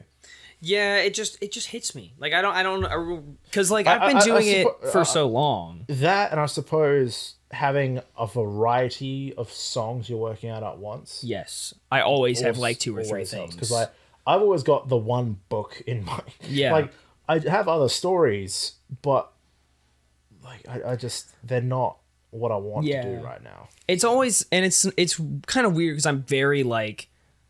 I don't. The only time I think I've really like looked back and like celebrated a release was Turn to Ash. Yeah, that was like the only, and I was like, I took like one night to just like play video games and take my mind off of things. Like that was it. And I maybe I bought myself some fucking Taco Bell or some shit. Yeah, I was like, woo, my album's out. But like that was it. Like every time I do a project, it's immediately on to the next one. Yeah, like it's. And it does help that I have, like, at any given time, I usually have a list of, like I'll make a project file for the stuff that's upcoming. Yeah. So I have them on my desktop. I know, like, that's what I should be thinking about. So a lot of times they're in the back of my mind. So they'll, like, I'll just have ideas pop up at random points for whatever song I'm working on. And it's helpful, but, like, a lot of times I really need to lock in for a while to make a lot of progress, like, because depending on what song, like for Peacekeeper, if I lock in for like 2 or 3 hours, I can probably get the whole instrumental done. So but it would just take that focus, and sometimes that focus isn't always there. So it definitely depends on the day. And I like seeing, like, going to WrestleMania, like going to Vegas, it's made me realize, like, I just need to get out more. Like, I need to touch more grass. Like, I'll agree on that point, because like I have gotten to a good rhythm at home where, like, once a fortnight, once a week, I'll hang out with this group of mates. Yeah. Or something like that. Or Like, I know I've got wrestling twice a week, 3 times if there's a show on. I know what there is to do. But, and like, for just, not even just like productivity sake, but for like health sake, I definitely recommend it. Like, Vegas was a bit much. Yes. Like, not enough grass to touch. Like, no, like, I wouldn't like be like every 2 weeks go to Vegas. I wouldn't do that, but I would definitely recommend like. Well, not even necessarily like, because I do still hang out with my friends pretty regularly, but it's more like I just need to start going to the gym more. Right. Like, that's it. Like, because it's not necessarily I am out of shape, but it's not necessarily that I'm out of shape. It's just I need to be in better shape. Than I am. Okay. So, because I just think like I went to the gym pretty regularly while I was in Philly, and I think that just helped me do better. Because a lot of times when I come home from work, I'll just like fizzle out, you know? Like I'll just like have a brain worm and I just won't do anything. Yeah. So that's the one downfall of the creative mind is a 9 to 5. Like, as much as it sucks, like, it sucks because, like, even in holidays where, like, there's 2 weeks, no work, I'm still just as unproductive. It's a weird middling ground you gotta find of, like, I don't know, you're doing enough to keep yourself alive and do work and and do something productive, and then okay, now I have time to focus on my creative. Yeah. Well, and that was my point. Like, I think just being more active made me more active in like my actual productivity as well. So like I've taken care of myself today. Now I can do fun. It's like you can switch your brain into a different mode because you don't feel as like shit. You don't feel as much like shit as you did before.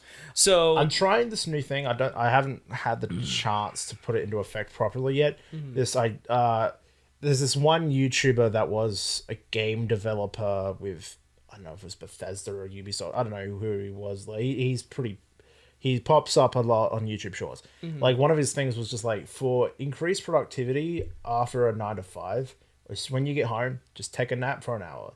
It will reset your brain. You'll get out of the work mindset and you have time to just get into the new creative mindset. Interesting. So I've tried doing that, but usually like when I get home, I have to like walk the dog. I got to do this other stuff. Right. So I haven't had the chance to properly utilize that, but like that is an idea. Huh. I do like, there are times I almost feel like that probably is true to a certain extent. Like, just switches your brain off. Yeah, because like sometimes I will like I'll end up hopping into bed and just fall asleep. Like when I come home from work. So like that I feel like that has happened to me. But like what'll usually end up happening is I'll end up getting productive, and then I'll stay up until like 3 a.m. and then all of a sudden I have work in 5 hours, and I'm like, fuck. Well, shit. God damn it.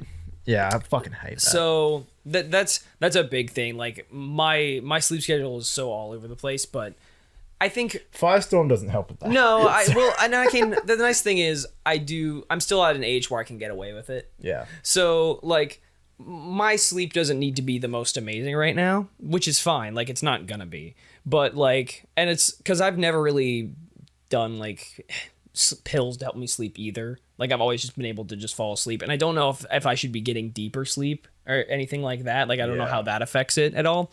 So, but I'm still kind of young enough to where I can get away with it. So like for another couple years or so, my sleep schedule can be shit, and it's okay.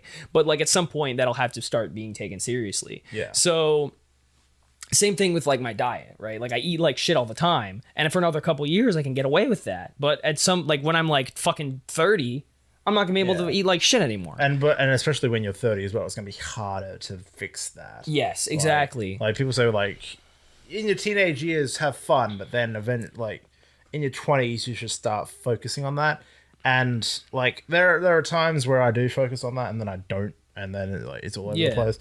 But yeah, I get what you mean. Like you got the metabolism now. Yes. Where it's not a problem. Yeah, and it's the same thing. Like and it's like the same thing with sleep, right? Like I can my sleep schedule can be shit, and I can get away with being with like that part being a little less healthy than it probably should be. But like at some point I'll need to start, like, before it catches up to me, right? Like I need to make sure I actually start getting consistently good sleep. Yeah. And I don't know when that point is. It's probably different for everybody. Like You'll probably start to feel it. yeah. Like there'll be one week where you're just like, fuck, I'm so tired. Yeah. I need to just have a nap. Yeah, I and need that's to the thing. sleep Like more. I do get, like, it's very off and on. Like I'll get a bad sleep one night, and then the next night I'll sleep for like 10 hours. So like Yeah. it's very off and on. So it just depends. Like I don't get consistently good or bad sleep. It depends on the night. But that's like eventually it'll have to start being consistently good. It just doesn't have to be right now. Yeah. Because, you know, maybe once I start backing away from doing music as consistently, I can start getting more sleep. So it just depends. Like, but you know, whatever. Yeah. It's fine. It's whenever life decides to Yeah. make it happen. It's whenever I feel like I should start sleeping more. Yeah, exactly. You'll know. Yeah, I will know. So this trip that I was very fortunate enough to take to America, we've done a fair amount Yes. while here. And the biggest thing, the original reason, as we explained earlier, WrestleMania. What a good fucking show. Like, I am so happy we decided on this one because, like, it's not just recency bias. Like, as a general metric, it is one of the better WrestleManias Ever. that has happened in, like, the past 20, 30 years. Like, probably its whole existence, because Yeah. the first few WrestleManias were great but rough. So, we were in the cheapest of cheap seats. Yes. But it was still, like, the way they have it set up, literally, unless you are behind a sign, you probably got a decent view. Yeah. We were lucky we got middle seats as well. Like, we were in the middle of the whole thing. Yes. So we still, like, yes, if you zoomed in with a camera, the camera probably couldn't pick it up. It's a bit blurry. Yeah. But we still had a very optimal view. We still had the screens there. And it helped that the show was fucking awesome. It was a really good show. Like, so much incredible wrestling, so much. The vibes were immaculate. The only thing that kind of sucked was there was a shitty family in front of us. who thought they were the funniest people ever. Yeah, it was this one dude with 3 differently aged sons, and they all thought this dude was the funniest guy in the world, when he straight up wasn't. And like the first, that joke of the mitten the first night, that was sucked. But then the second night, literally all of them were wearing Raw is Benoit shirts. And if that doesn't tell you what kind of people they were. Like, and I don't know what the will. youngest, he probably doesn't have fucking clue who Chris Benoit was. No. And that's what got me the most. The youngest there was wearing the shirt, and I'm like, have you explained the tragedy to the kid? Like, or have you just told him to wear the shirt and laugh at your jokes? Like, I feel like it's the latter. But regardless, Probably. doesn't matter. That they were somewhat annoying, but it was fine. Yes. And it was a great show, though. The it was show- a really good show. both nights were so much fun. Like, the traffic kind of sucked, but like, you're gonna get traffic anyway. Like, you've done a lot of driving this holiday. Yeah, And I do a lot of driving regularly. Okay. So, like, it's I felt pretty kind of normal. bad because you were Yeah. driving so much. Well, it's pretty normal, and, like, I've done a lot of driving, like, similar to this. Okay. So it's not, like, too bad. But there were a lot of times, like, when it got more crowded, where I was like, I wish I could be out of here. Yeah. You know, like, driving in cities, I hate. Like, it just stresses me out because people are stupid. Yeah. And but yeah, overall, like, WrestleMania was great. Like, it was kind of just an experience that I wanted to have. Like, it's the same as going to Vegas, because going to WrestleMania, it kind of made me realize it was a great experience to have, but at the end of the day, I'd probably be happier on my couch wrapped in a blanket watching Okay. WrestleMania. You know what I Yeah. mean? Yeah. Like, because it's less hassle. I'm more comfortable. There's no families yelling at me. yeah. So, like, and it's a cool experience to be there, right? Like, it's a very unique feeling and a unique experience that you don't get to have very often. Yeah, exactly. But like that's the thing. Like now that I have had it, I'm like, you know what? I can just be at home. Yeah, it's like it's one of those things where it's just like I'm happy I have done that. Yeah. Because I know what it feels like. It was a great night. Yes. But 2 nights. It was a great pair of nights, but I know what I prefer now. Yeah. And same thing for Vegas, where I'm like, this is so not my scene. Like there's a lot of places where I'm just like uncomfortable. I don't really want to be here. But now that I know that, I don't have to go back. Yeah. So it's because that's the thing. I didn't want to write it off without at least like trying it once, like seeing what it's like for myself. Because that's a big thing for me. Like there aren't a lot of things that I'll like take people at their word for. Like maybe I'll do something because someone recommended it to me, but until I see it for myself, I'm not going to believe what other people tell me. Especially with me, like a majority of the time when I go on holidays, it's typically with family. Yeah. So I'm never in control. I never know what's going to be good or bad. And there's like a lot of the times where I love it. There's a lot of the times where I don't love it. Right. And I know what you mean. Yes. So literally only, I want to say my trip to Sydney where I went with someone and Japan and America. Mm-hmm. They're the only times where I've like been semi in control. Yeah. And every single trip has had its like 95% amazing, 5% like fuck, I wish I could have done that better, or fuck, I wish I didn't bother with this. Like we didn't need as much time in Vegas as we took. No. And like I'm usually very forward with plans. And I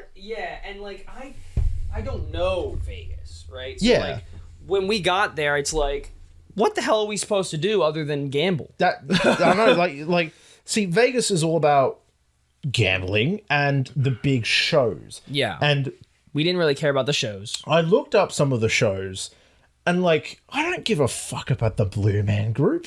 Yeah. Like, do I need to see a Michael Jackson tribute act? I was kind of thinking it. I mean, it like, might have been like funny for like 2 minutes. Yeah, like, and then like there are a lot of comedians and magicians.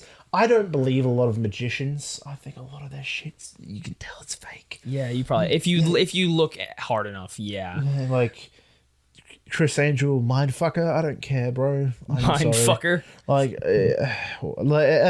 I'm in the same boat. Like a lot of that kind of like, I don't know what you would call it exactly, but like just that kind of like eccentric nonsense that you don't need to see. Like, I'm not gonna waste my time or money on. Yeah. See, I purposely had some money put aside, so I was like, okay, I'm gonna go gambling in Vegas. And then when we walked down the strip, I was like, a lot of these places are very crowded, not open, or just fucking strange. Yes. So I didn't really get that chance. Instead, I did gamble at the hotel we stayed at. Yeah. And that was sucky. And that it's just that, like, I feel like that hotel is exactly the same as any other casino we could have gone to. Yeah, 100%. There was everything you would expect. Blackjack, roulette. There was a fuck ton of slot machines. Yes. Everything you could expect.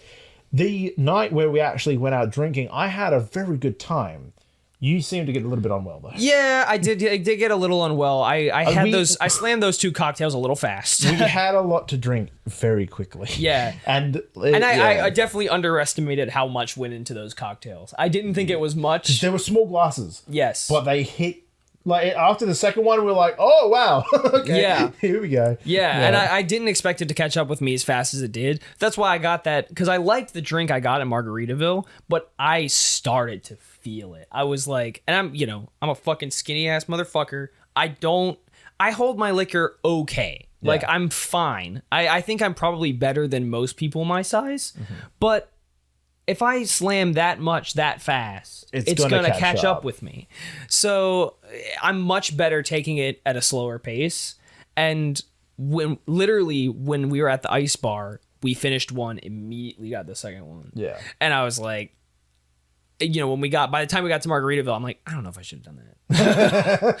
Yeah. And me being a bit of a bigger bloke, I can handle my liquor. Yeah. Like, I don't drink a lot nowadays because whenever I do drink and go hard, it really fucks me.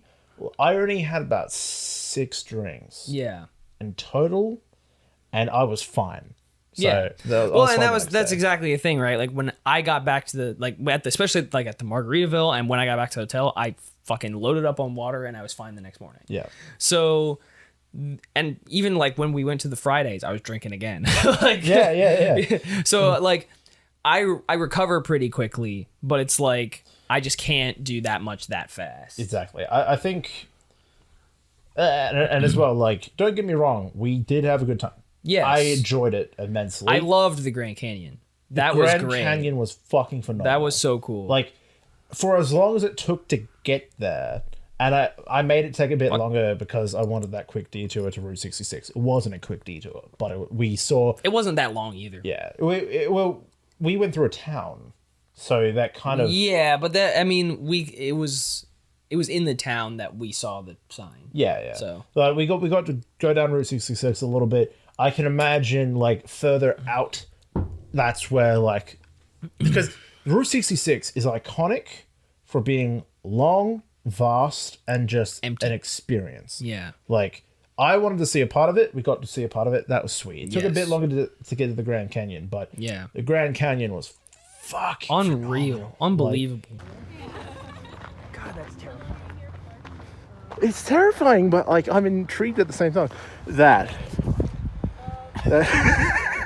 piss boy. Oh my god. You can totally get it. You can. I'm not going to, but I'm not doing it either. I would be dead. I would actually just die. like it's one of those things that is one of those things you have to see in Yeah. person. It doesn't come across in pictures. Yeah, It like, really doesn't. You have to see it in person to understand just the vast like enormity and how impressive that shit is. Yeah, it's Like, crazy. And like this was mentioned, but like that just going there, like I'm not someone who like I'm not a big traveler. Like just generally I'm not a big travel guy. Like I am just as happy, usually even more happy sitting on my couch playing video games. Yeah. So, but going there has actually given me, I think, my first ever like travel goal. I want to hike the Grand Canyon. That's like the first time I've ever like been somewhere and I'm like, I want to come back and do something else. There you go. So like that's huge. Genuinely, actually, that happened with me. Japan. Yeah. Literally, I want to go back and climb Mount Fuji. Yeah. I get that feeling. I Yeah. understand 100%. Like the Grand Canyon, that would be fucking good. Yes. That would be awesome. It would be so cool. Yeah. So, and I've always been like, especially I went to school in the mountains, so I've been a big hiker for a few years now. So I want to try that, but I don't really want to do it alone either, and I don't know anybody who would be like, yeah, let's hike the Grand Canyon. Let's do it. Great idea. Yeah, it'd be tough. I just have to find like some girl who's really in shape. Okay. It's just not literally like just on Tinder. It's just Yeah. like need buddy to climb. Yeah, to hike please help. Grand Canyon. Yeah. Yeah. Like Vegas, for as fun as it was, it's definitely like. It's so not my scene. Yeah, I don't. I like get it. that. Like I can enjoy drinking. I can enjoy the occasional gambling. Like I've been to the casino in Adelaide a few times. Like I don't mind it, but when it's nothing but that, you get a bit like. I'm glad I did it though. It's one of those things I'm glad I Yeah, did. no, that's exactly it. Like you and have to see it. New York. I'm glad we did New York. I'm a bit disappointed that the fucking Statue of Liberty was that far away. But New York was set up. It's not set up in a good way. No. It's just clogged with traffic all the time, and like it's so easy to just fucking take a wrong corner. Like, oh, you're gone.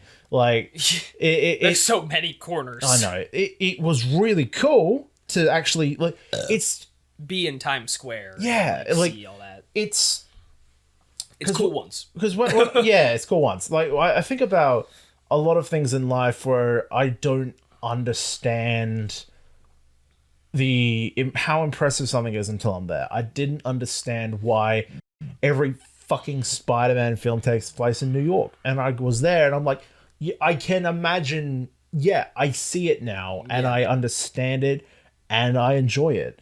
But like, I've been to New York. Sweet. I don't need to go back. Yep. I'm happy with it. Yep. And Same for Vegas. Same with Vegas. I can do like, yeah, I probably could go to a show or two there if I really wanted to. I might play a round or two of blackjack or something like that. Yeah, but like I there's no necessity now. Yeah. And like Japan for me was one of those things where like there was a necessity, but so much of it was just in the moment. Fuck it, we'll do something else. Right. But like, and then I got sick as well. Like I want to go back for Osaka and Japan. Like that was actually one of the things. Like I'll touch on it near the end of the podcast actually. But yeah, America, it's like the whole trip has been fucking cool. Like just like seeing this stuff. Just seeing, like, understanding, like, and you've had to explain like 90% of the time, like, that's what this is here. I'm like, fuck. Okay. It actually got pretty consistently surprised me how different it is for like what you talk about having to do in Australia. Like, I kind of thought a lot of it would be the same, but there is like a pretty significant cultural divide. Yeah, like a lot of the basic shit is the same, but then so much of the minute details are way different. Yeah. Like even paying for gas, just something as simple as that, or petrol, like fucking fuel. Like, yeah. Like, it's just very slight differences there. Like I keep wondering, like, what the fuck is going on? Like, why is there a guy coming to fill this shit up for us? Yeah, like, that's a New Jersey thing. Yeah. We don't talk about that. Yeah, we make fun of them for that. Yeah, and like how many fucking fast food restaurants there are? Like, I'm just like, everywhere. Jesus Christ. And like signs that say, oh yeah, this exit, there's this many fast food places, and these are what they are. And there's a sign 5 seconds later that has this is how many fuel stops there are. I'm like, what? Like, that knowledge has to be on signs. Like, okay, sure, why not? It's a lot of things are vastly different, and it's been interesting to learn about it because, like, I've said this a few times before on different podcasts. One of my favorite things to do when I'm somewhere new is just learn how life works there, because I can, like, it's almost, I don't know if it's a simple fascination thing or if it's like, can I imagine myself doing this all the time? Like, if I were to live here? Right. Because, like, home, born and raised on a farm and living in a small country town, like, even going into the city, you can sometimes be like, oh, this is a lot different. Right. And then compare that to fucking Las Vegas, where it's just like, I know that America is notorious for a lot of things. I'm going to be on my guard all the time. Am I going to get jumped? Like, I have no fucking clue what anything's going to happen. Might. Am I going to lose? I got scammed. I didn't tell you how I got scammed. Was that after I went back to the hotel? Yeah. What happened? So, this is going to be a funny story. You know how in New York, we ignored that one bloke who tried to get us to buy a CD? And he picture? No, it was a CD. Oh, it was a CD? Oh, I didn't. So I'm so tuned those guys out at this point. So no. We literally, as we went into the Barnes and Noble. Nice. There was this one dude that was trying to offer us a CD, and I was just like, nah, I'm good. I'm the good, one in the thanks. city. Yeah, and he's just like, oh, why, you don't like black music? And I'm like, no. Oh, that's right. That fella, yeah. Yes. So very similar situation in Vegas. I was approached by 3 dudes, and I was just like, and they was like, oh, so what's up, man? I'm like, how you going? And it's just like, oh, where you coming from? You look like a tourist. I'm like, oh, I'm from Australia. And it's like, oh, you should talk to the bloke over here. Like, he loves Australia. And we were talking for a bit. And then it was just like, oh, we're selling this CD. And we're it's all the money and the proceeds go into this charity for kids. And I'm like, okay, cool. Weird. And then they were just like, oh, just anything to help out, man, like $10, $20, something like that. Something to help out. Yeah. I'm like, you know what? I can spare $20. I had a few drinks. I was in a good mood. I was like, I can spare $20. You seem interesting to talk to. So I pull out my wallet, and they see I got 100 in there, and they're like, oh, give us the 100. I'll give you back a few 20s. And then by then I was like, okay, this is starting to get weird. Yeah. And I saw him have 4 20s. So I have 420. So I was like, okay, so that's $20. So I'll get 80 back. I got it back. Then the second dude comes up to me, and then he started saying something else about, oh, like, here's the thing, you should keep this. Can I grab another note off you? I forgot what it was exactly. I'm like, okay. So I gave him a 10. There was something that, no, he was the one that said something about charity. So I was like, I can spare a 10 for charity then. Because I didn't know how much of the CDs going to charity and how much is going to you. I don't know. They get you to overthink and stop thinking so you don't think about how much money you're giving away. Then the third dude is like, oh, you haven't given me one. Can I have one? And I'm like, are you guys not all running for the what same? do you mean? Aren't you together? Like, and then I was just like, what do you mean? It's just like, and then he literally said, can I have that 50? And I'm like, okay, no. I'll give you a 20, dude. And he's just like, come on, man, it's for charity. You got to do this for charity. And I'm like, no, dude, I am literally here for another few days. I need to hold on to this money. And then he was starting to be a bit of a prick about it. And I just gave him a 20. He said, no. Like, dude, take that. I'm done. He's like, all right. So he was being a dick until I gave him something. And then I walked off. And 10 seconds later, I was just like, they took $50 for that CD. Those motherfuckers. And like, I turned around and they were gone. I'm like, fuck. And I recorded a clip for the vlog I'm going to make. Right. Where I called out the fucking thing, whatever it was called, whatever the CD was called. And then I fucking threw it away. I was just like, I definitely just got scammed. Some mate was saying, like, trading CDs and shit for, like, I had 100. They saw the 100 in my wallet. They said they gave me 80 back. They said I was off for the kids. And then another one of the bloke in the group tried to take one of the 20s from me. And like, then they got me. I let them get away with it. They got me. Just ratted out of like $60 for that CD for the kids. I'm gonna read it. I doubt it's for the kids. I doubt it's for their own. I bet it's for their own album. Bloody liquid cash. I'm calling you out. Either you got the sickest beats or you scammed me. It's probably both, if I had to guess. Either way. That's what happens when I'm left alone drunk for 5 minutes in Las Vegas. That's what I get. It's gonna be ass. You know it is.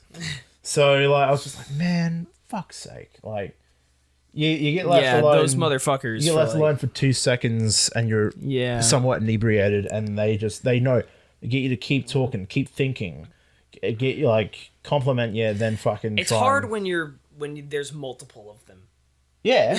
Like, that's the worst, when you have to deal with like 3 of them at once. Yeah, just 3 people just surrounding you like, oh, we know how to swindle you out of some money, yeah. So that was unfortunate, but it was $50, man. Like, I can live, but it better go to those fucking kids. Yeah, real. Otherwise I'm gonna be pissed. Yeah. Better go to them kids, motherfucker.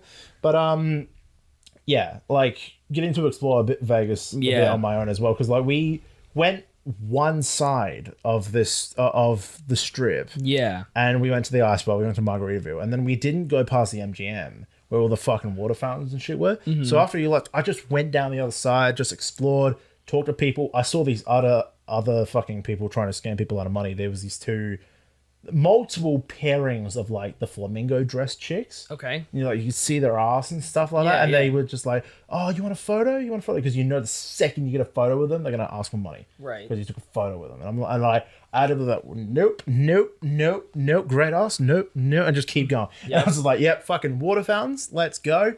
And I was just having a good time, and I was talking to other people, and I was like, yeah, this is sweet. Like, I get the vibe. I understand and get the vibe, but I feel like Vegas can't properly be like enjoyed to its fullest extent unless you've got heaps of money to burn and a really good tolerance to alcohol. Yeah. Or you just love the shows, whatever the fuck they are. Like, and I have none of those 3 things. So like, I had a good time with what I had, but I am kind of glad we had that extra day to check out like Omega Mart and stuff like that, because that was different. And I appreciate. Mart's interesting. Yeah, we went to a place kind of like that at some point recently, but yeah, it's such like an interesting sort of like, I don't know what they were trying to go for exactly, like, you know, who they're trying to appeal to, but it's just like this weird wacky exhibit. I need to watch the Food Theory cool stuff. episode. Yeah, Watch it. I haven't seen it in a long time. Yeah. But yeah, it's like very very cool sort of like exhibit, like just to pass through once. Yeah. Like it's interesting. It's cool. It's different. That's Yeah. one thing I can always appreciate when shit is different. Yeah. Like that's why like Vegas in itself came down to like clubs and drinking, and like I can experience that at home. Like it's not the Las Vegas Strip, but we have Hindley Street, and like I can see the same shit down Hindley Street. Yeah. And with just as many random asses because people are that fucking drunk they're losing their clothes. Like Nice. it doesn't matter.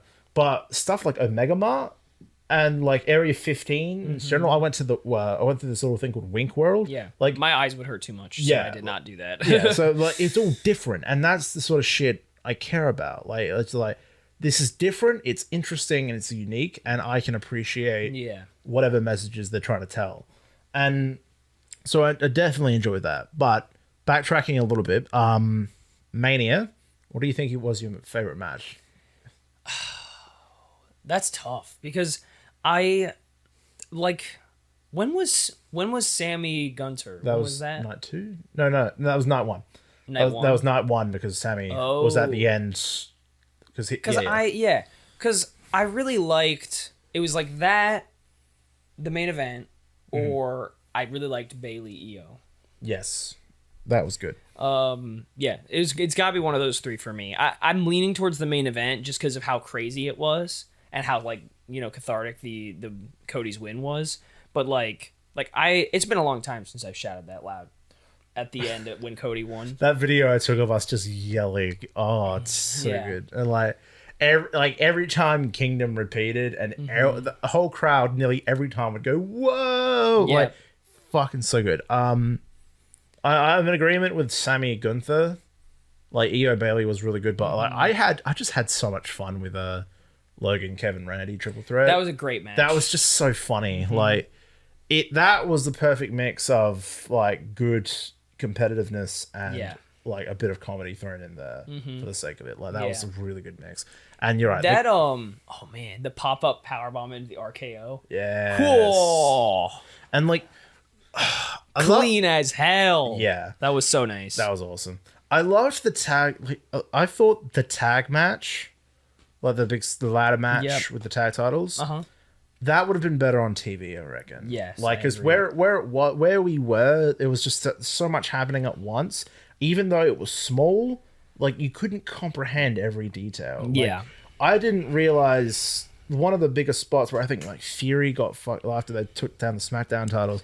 Fury got fucked up on the outside, and I'm like, I didn't realize till like 5 minutes later. Oh wait, he's fucking dead. I can Yeah. see his body now. He's dead, and I feel like that show would have like that match would have been better on a screen. Yeah. But like everything was good.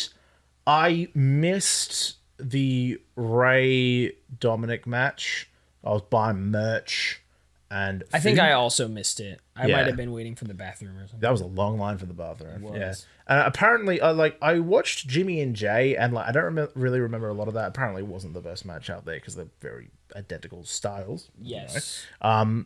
Other than those two, like every match was just really good. Mm-hmm. Like, and it had their own, like even if the wrestling wasn't phenomenal, like the story was. Yeah. Like it was either phenomenal wrestling, like something entertaining, or just a cathartic story. Yeah. And like that's where all the matches had a bit of that, but then the last match had all of that, Mm-hmm. which Yeah.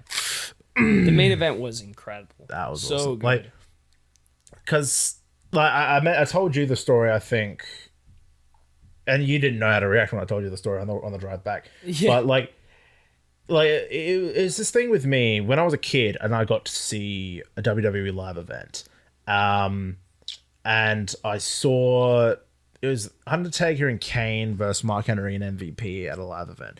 I remember hearing the dong.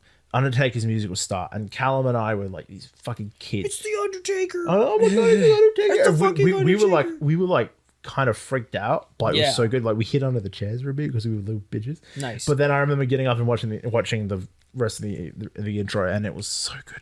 And then I remember I got out of wrestling for a few years. I got back in when Undertaker was kind of like at his last legs. Like streak had been broken.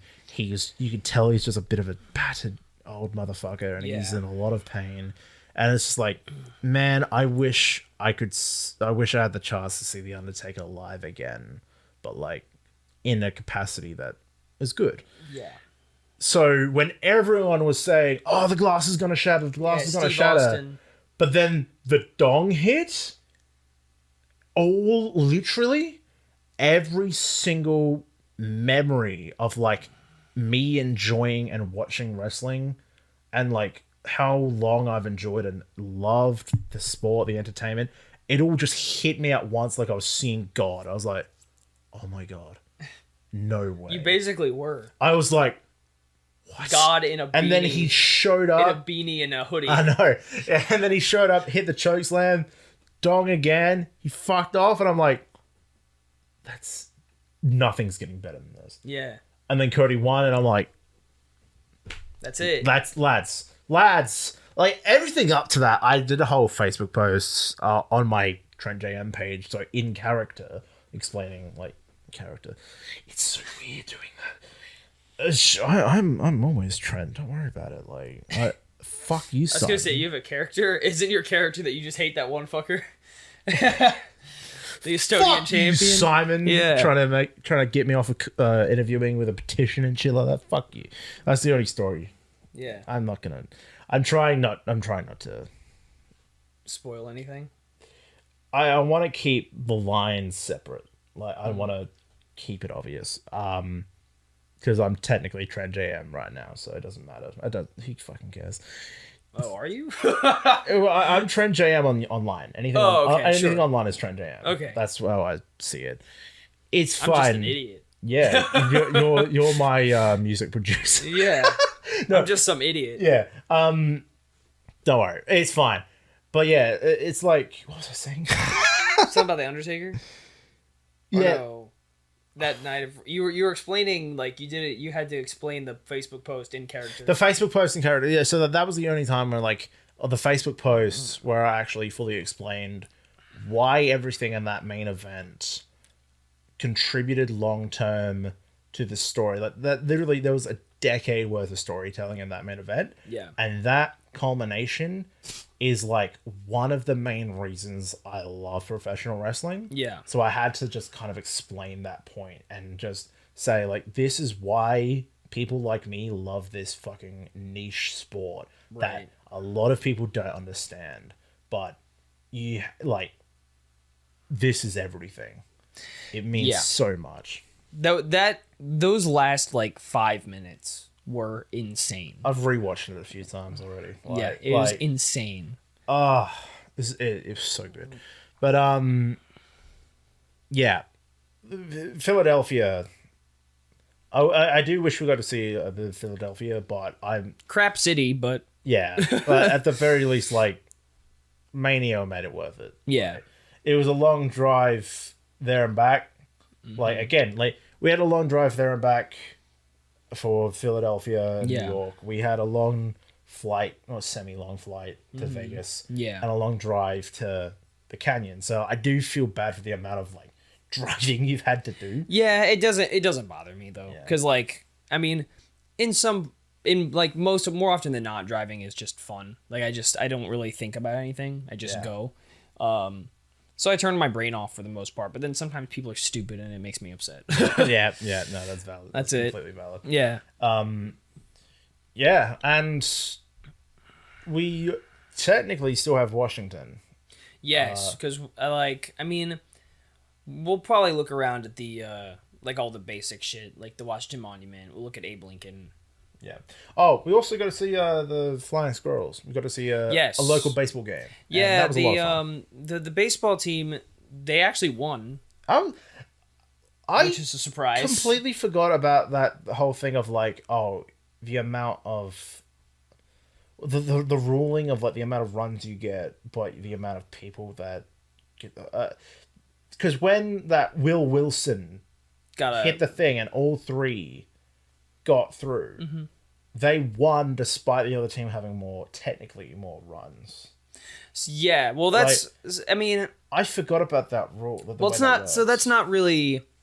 I wouldn't say that because in all actuality they did have more runs, right? Yeah. Like in all actual, like the flying squirrels, like those two people on base, like when you hit a home run, you don't just like, everybody ahead of you gets to go in too, right? Yeah. So that's why they call if you have people on all three bases and you hit a home run, it's a grand slam. Because you get 4 runs at once. Yeah. So it's the same thing. Like if you have someone on base, you get a hit, and they make it to home plate. Maybe it's like gets to the outfield. Someone from second can make it home. That's the same thing, right? Because everybody ahead of you has to go. You can't catch up. If to everybody anyone ahead of you also gets in, yes, it just you can't means like. more. There's a pretty steadfast rule that you can't catch up to someone ahead of you on the bases. Like if you do, one of you is out. Yeah. So that's like so that 3-run homer from our boy Will Wilson, like that was a big deal. Salute Will Wilson. Will Wilson, what a guy. He did it. But yeah, like the it's nice because, like I said, I mentioned this to you. They changed the rule. They changed a pretty big rule recently in baseball, where you have a 15-second time limit between pitches.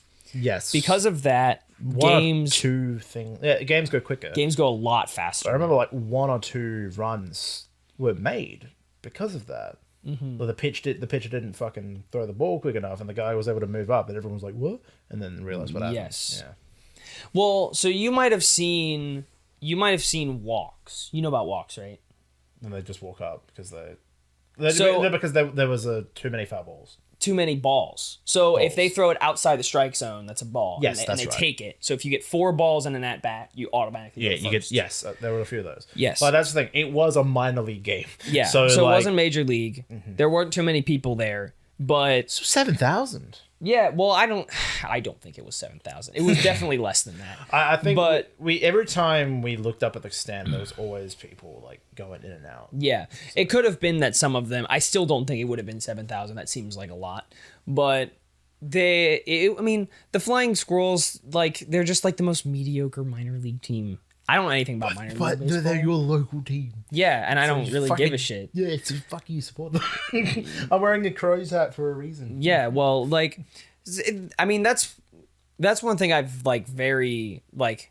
That's kind of, I guess, surprised me. Maybe not surprised me, but like you have a lot more pride about being Australian than I have about being American.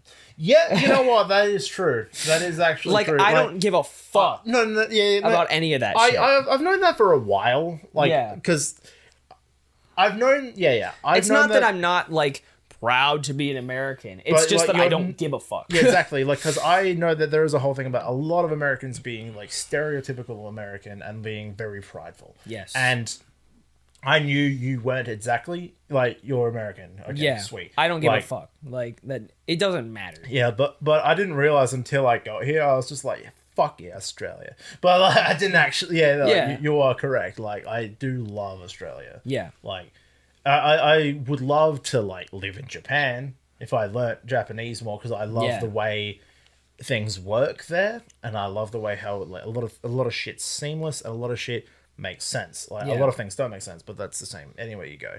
But like if I had a proper goal of where I could live, I would love to live in Japan. Right. But Australia in itself is a wonderful country. Like there are obviously things like politician-wise, government-wise, that could be better, like with most places. Like Australia has really fucked itself multiple times, like with a few decisions they've made. Yeah. Like we will go to bat for America for anything. Like if America starts poking China with a stick, we'll be there with a rock. Fuck yeah. Like it's not. No, that's exactly it. Like Yeah, it's mean, not going to be pretty if something happens. People see. God, what the fuck happened to this tape? Jesus. Yeah, no, it's like so. I'm a big. I guess I don't know. Believer is the wrong word, but like, I am firmly like in the.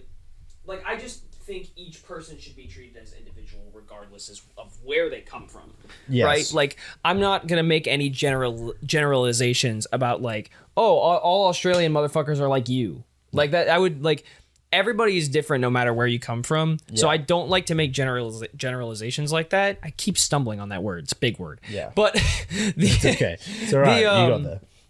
Yeah, it's just like no matter where, like, if you're a dick, then you're a dick. Like Yeah, no. Obviously, like, I completely agree. Like, Yeah. everyone is their own individual, but like there are, like, and again, I don't like making generalizations either, but there are like, whether subconsciously or not, a lot of people do have like one or two expectations. Right. With some people, and that's fine. Yeah. But like, it is just the way of life, because like, whenever you think of something, there is always something you put to attach to that. Yeah. Like, well, and some people can't help that. Like, because a lot of the time people say Australia, they're like a fucking kangaroo. Like, Right, yeah. Okay, that's simple. I mean, it's yeah, fine. it Like, is- I it means like, nothing. Yeah, it means nothing, but that's just one of the things. I think, like, a lot of people think America, they think bald eagle. I haven't seen a single fucking bald eagle since I've been here. I haven't seen one in years. Like, it's just one of those things. But yeah, like, I guess you're right. I didn't really realize to like go here. It's just like, fuck yeah, Australia. Yeah. Like, it is what it is. Yeah, because like it's kind of the same for me. Well, at least like a little different. Like when I think of like when I attribute things or like I guess adjectives to people, I don't contribute where they come from. Like I don't consider that to be important. Like Yeah. if you're what's that fucker's name that won the tag belts that's Australian?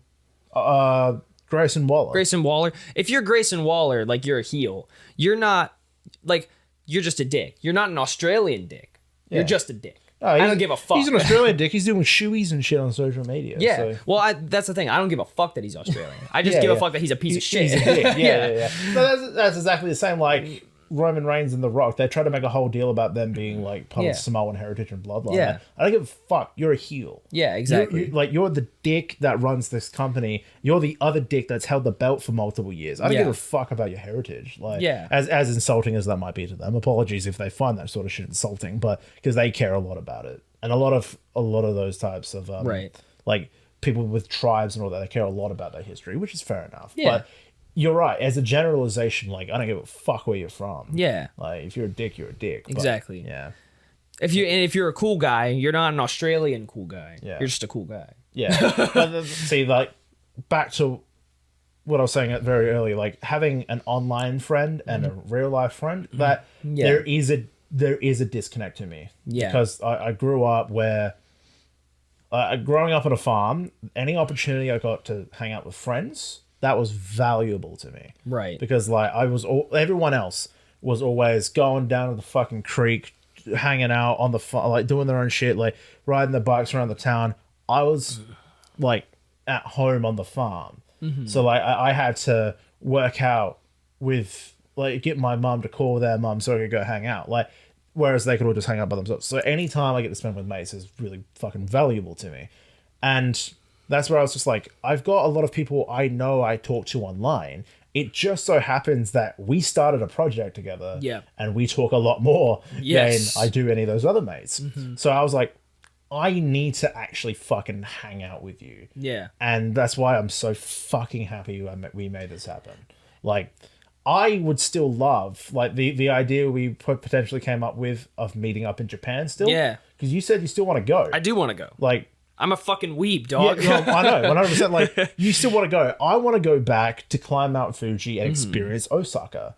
And, like, those are things I definitely want to do.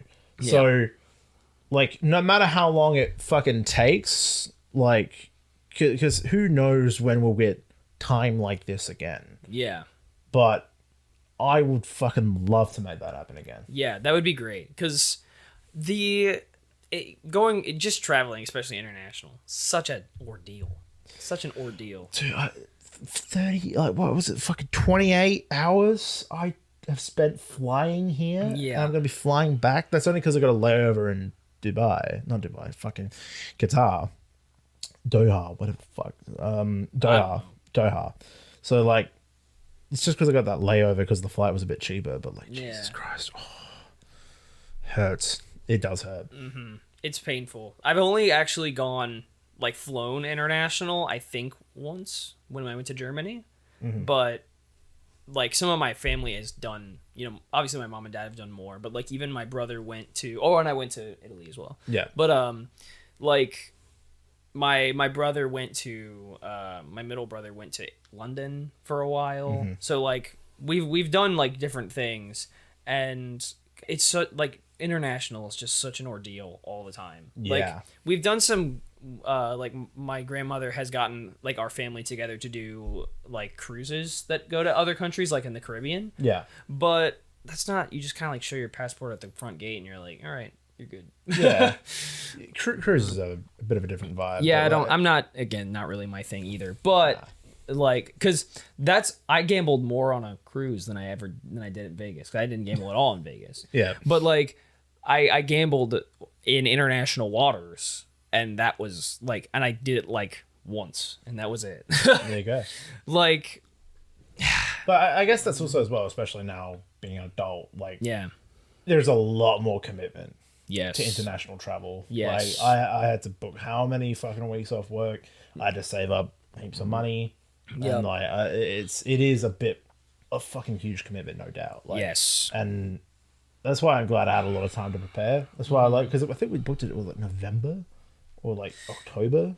We got WrestleMania tickets sooner than that. But Yeah. but like, most of the hotels and flights and stuff were booked like back around then. But yeah, so I'm glad we had the time. That's why, like, if I could choose perfectly now, I'd love to go to Japan July 2025. But I don't know if that's going to happen. Right. Like, I don't have any guarantees. I still have other things I need to save up money for. And I'm like, I need to just fucking worry about saving a bit more. Yeah. But Me too. whether like it takes another year or two, however long it takes, I think that would be sweet. Yeah. Like, If we have that long, I think I could probably do it. yeah, no, 100%. That'd be sweet. Because that was the whole thing. It was episode 0, episode 1. We talked about meeting up in Japan. Some godforsaken thing like So that. like, it's been how many years in the making? We can fucking make it happen. Yeah. We made this happen. So True that. fucking we can do anything. Time I can go be a weeb.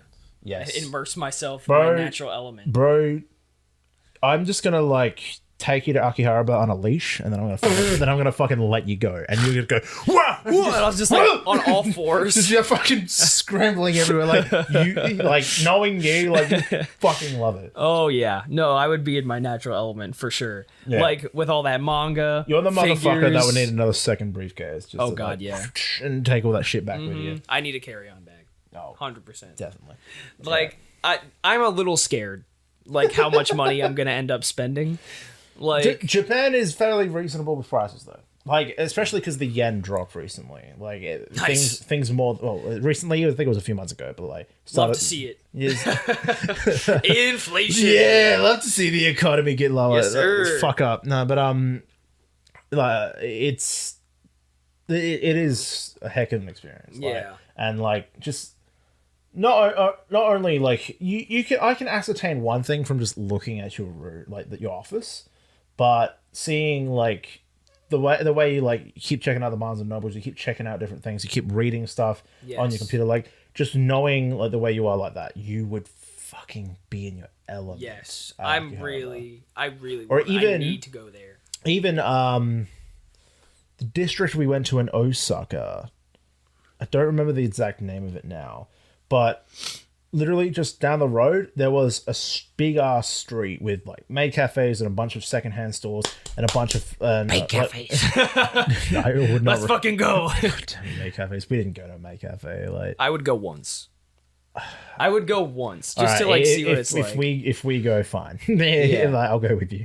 But I have to see the Moe Moe Kyun. That has to happen to me. At least once. yeah.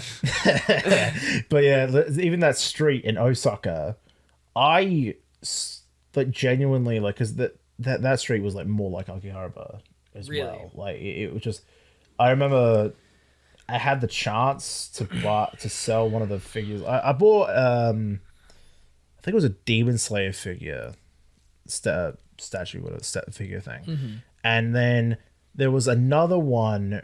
of Tanjiro paired with Nezuko, and it was way cheaper. Nice. And then I thought, okay, I'm not one for doubles, so I'll see if I can sell this first one I bought.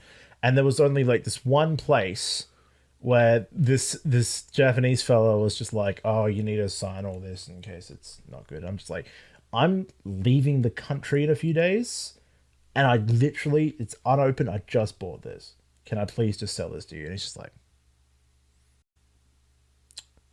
5,000 yen.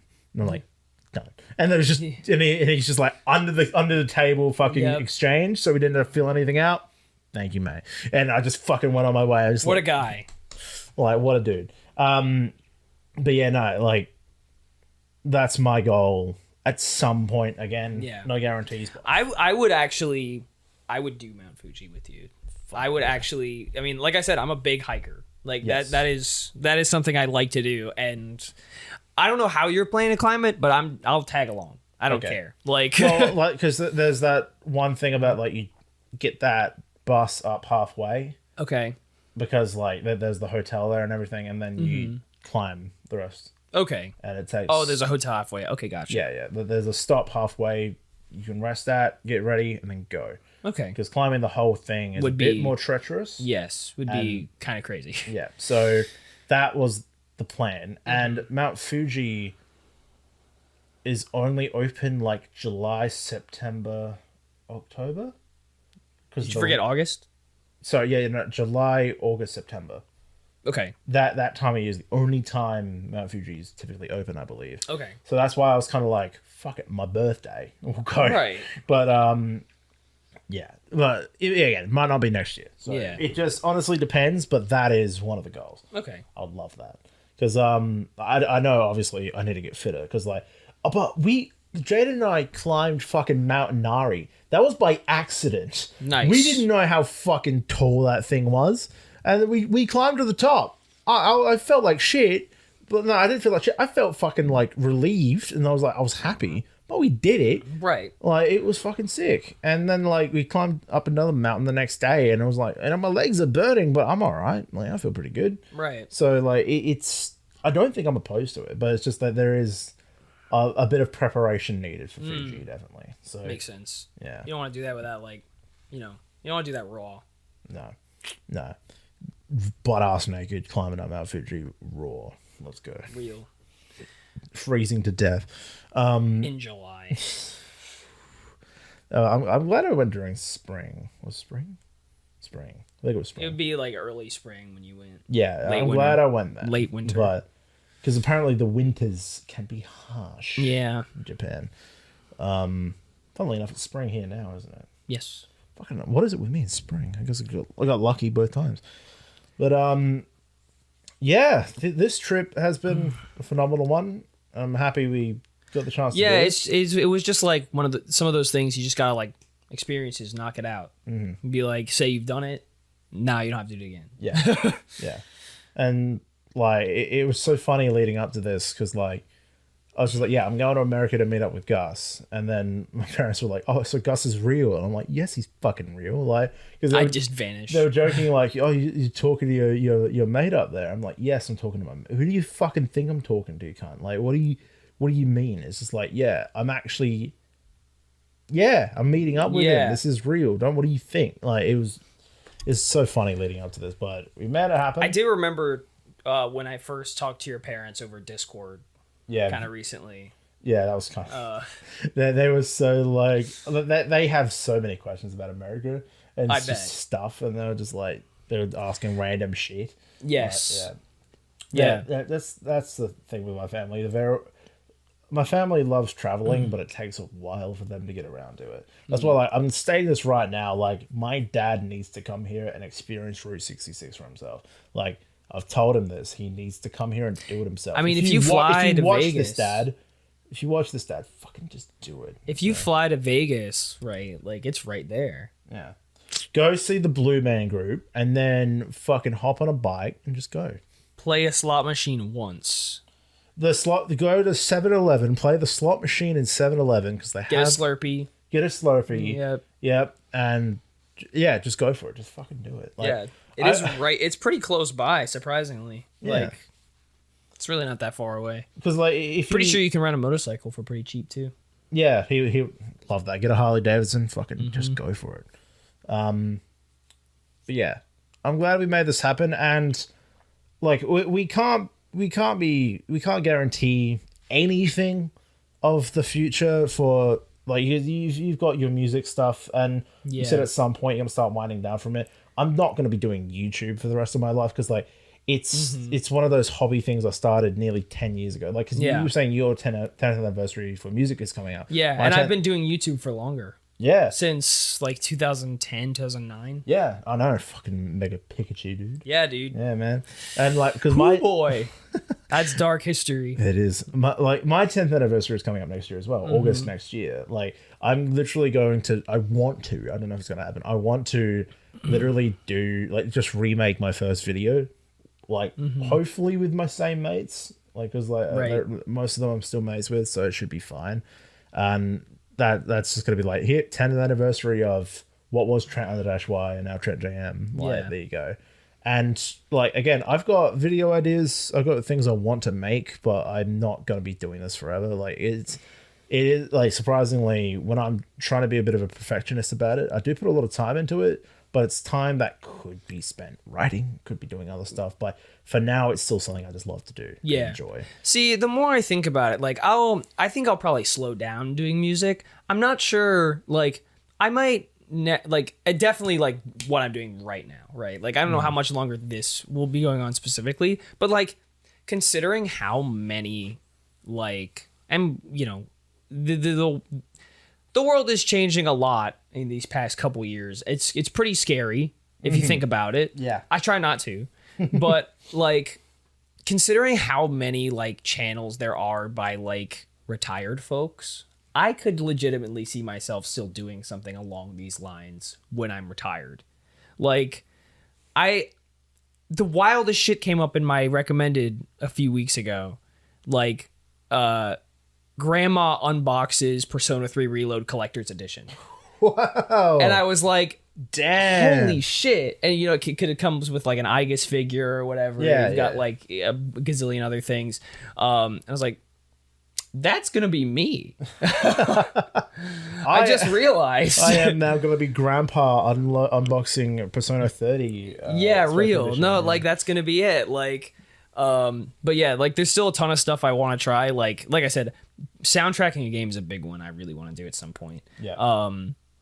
You know, doing script writing, like it's just getting there is a little like a lot of trying to figure out the path there is a bit like, yeah, you unsure, and you never really know because like there's a ton of people out there. Maybe they're more qualified than me. Who knows?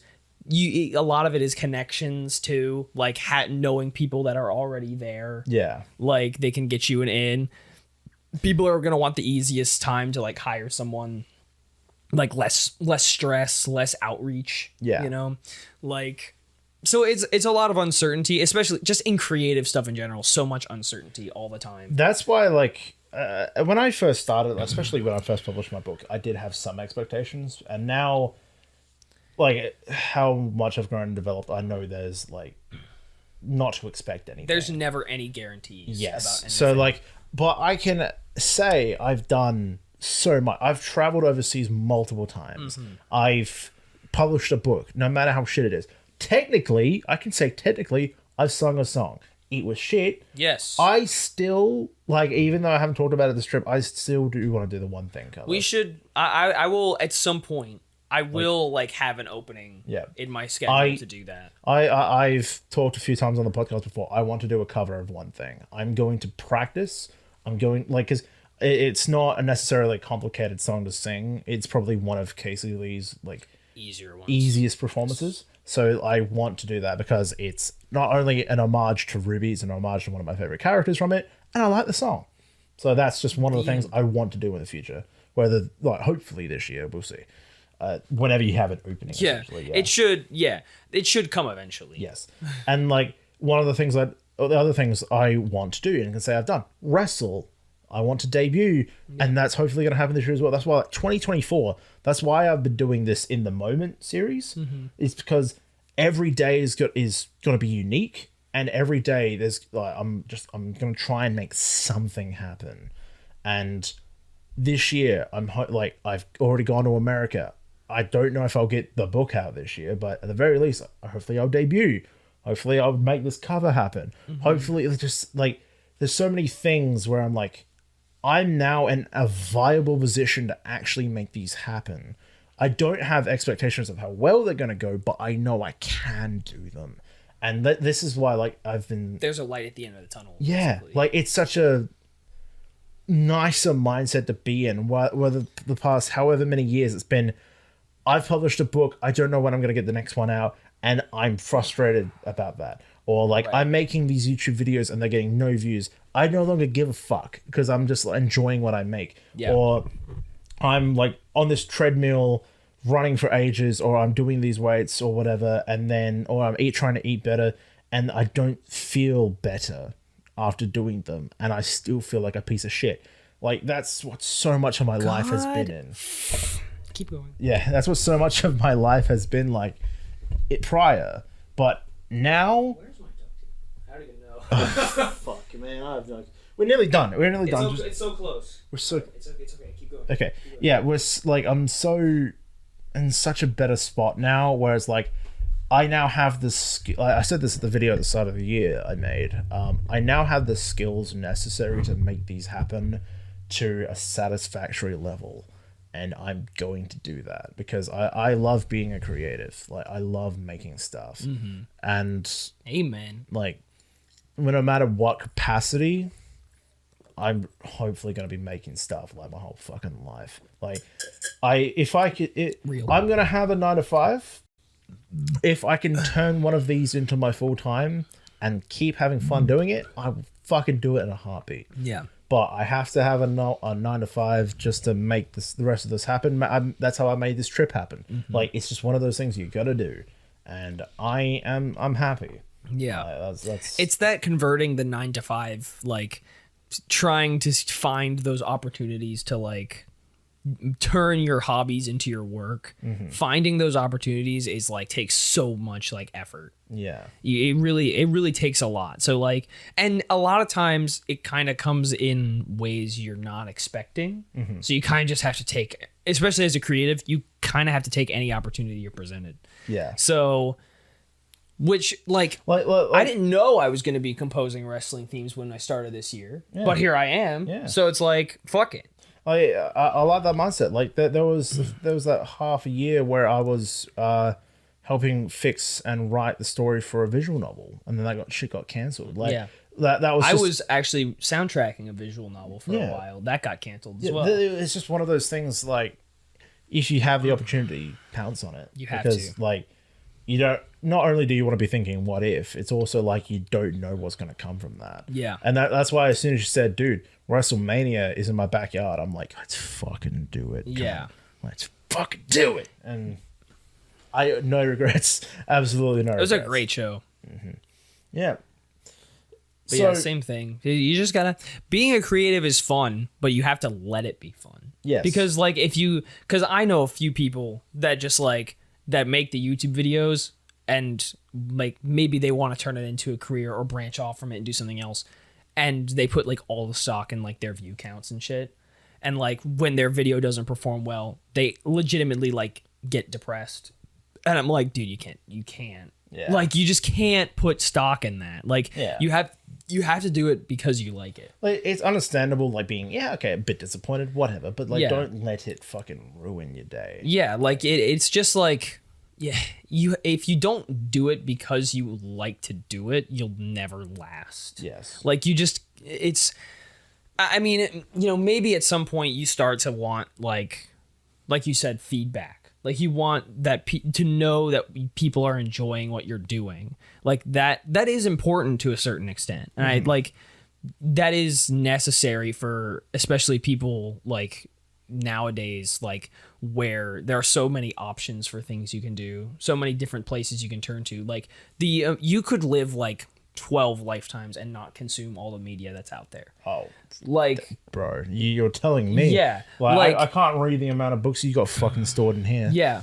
Jesus Christ. It's well, I have read all of these, but the point is, like, there's television, YouTube, streaming services, God knows, like a gazillion other things. Audiobooks, podcasts, music. Right, and so you can cater to every single person. Every single Yeah. person has a unique media experience nowadays, and if you don't like. So if you are trying to become a provider of that and you don't do it because you like it, you're just not gonna, you just won't be able to keep going. Like, Yeah, like don't try to be part of the machine. Like, yeah, try just to do what, because like that is such a huge thing. Like that sort of became what I go by as a creative.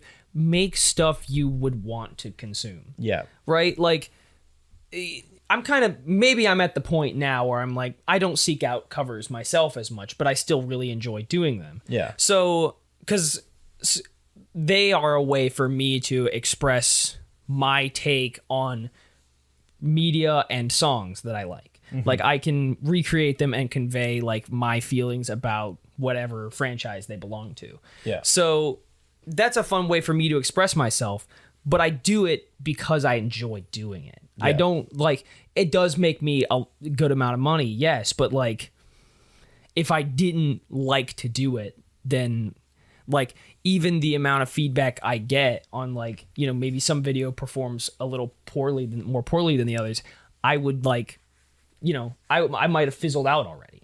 But Yeah. it's just, it's such a, you just have to have, like, it's not necessarily discipline, but it's more like you just have to have, like, just a love for it. Yeah. Like, that's it. Like, you just can't put stock into any one thing, any one part of it. Like, every like, even the poorly performing content is part of it. Like, that's part of your experience too. So it's like, just do it because it's fun. Yeah. Like, that's it. Like, you know, for some people it is a job, but, like, if you don't like it, then why? Yeah. Like, Because if you let that get you down, it's like, do you really, like, enjoy creating, or do you just want the validation from people? yeah. So, I don't know. It's a fine line to walk, and, you know, there are plenty of people who have had to stray off the line because, like, look at Matt Pat, right? He fucking loves that shit. Like, but he, like, has a kid, and he has to raise the guy. You know, that he can't just not have a dad. Yeah. Poor Ollie can't just not have a dad in his life because he's too busy recording about 5 Nights at Freddy's. Yeah. So it's like, it's a fine line you have to walk, and you can't always walk it, but, like, and it depends on, like, it greatly depends on your circumstances too. But, like, if you're a kid, you have all the time in the world to do basically anything you want. Yeah. Like, That's it. Like, people, I don't know if a lot of people are aware of the fact, like, the way you're raised dictates the rest of your life. yeah. It is a weird fact that is surprisingly accurate. Like, I wouldn't have my love of, like, storytelling, of, like, combat, of, like, this sort of, like, the things that I enjoyed the most, like, come from, like, wrestling, Tekken, Skyrim, like, these really particular things that were just around me in my childhood,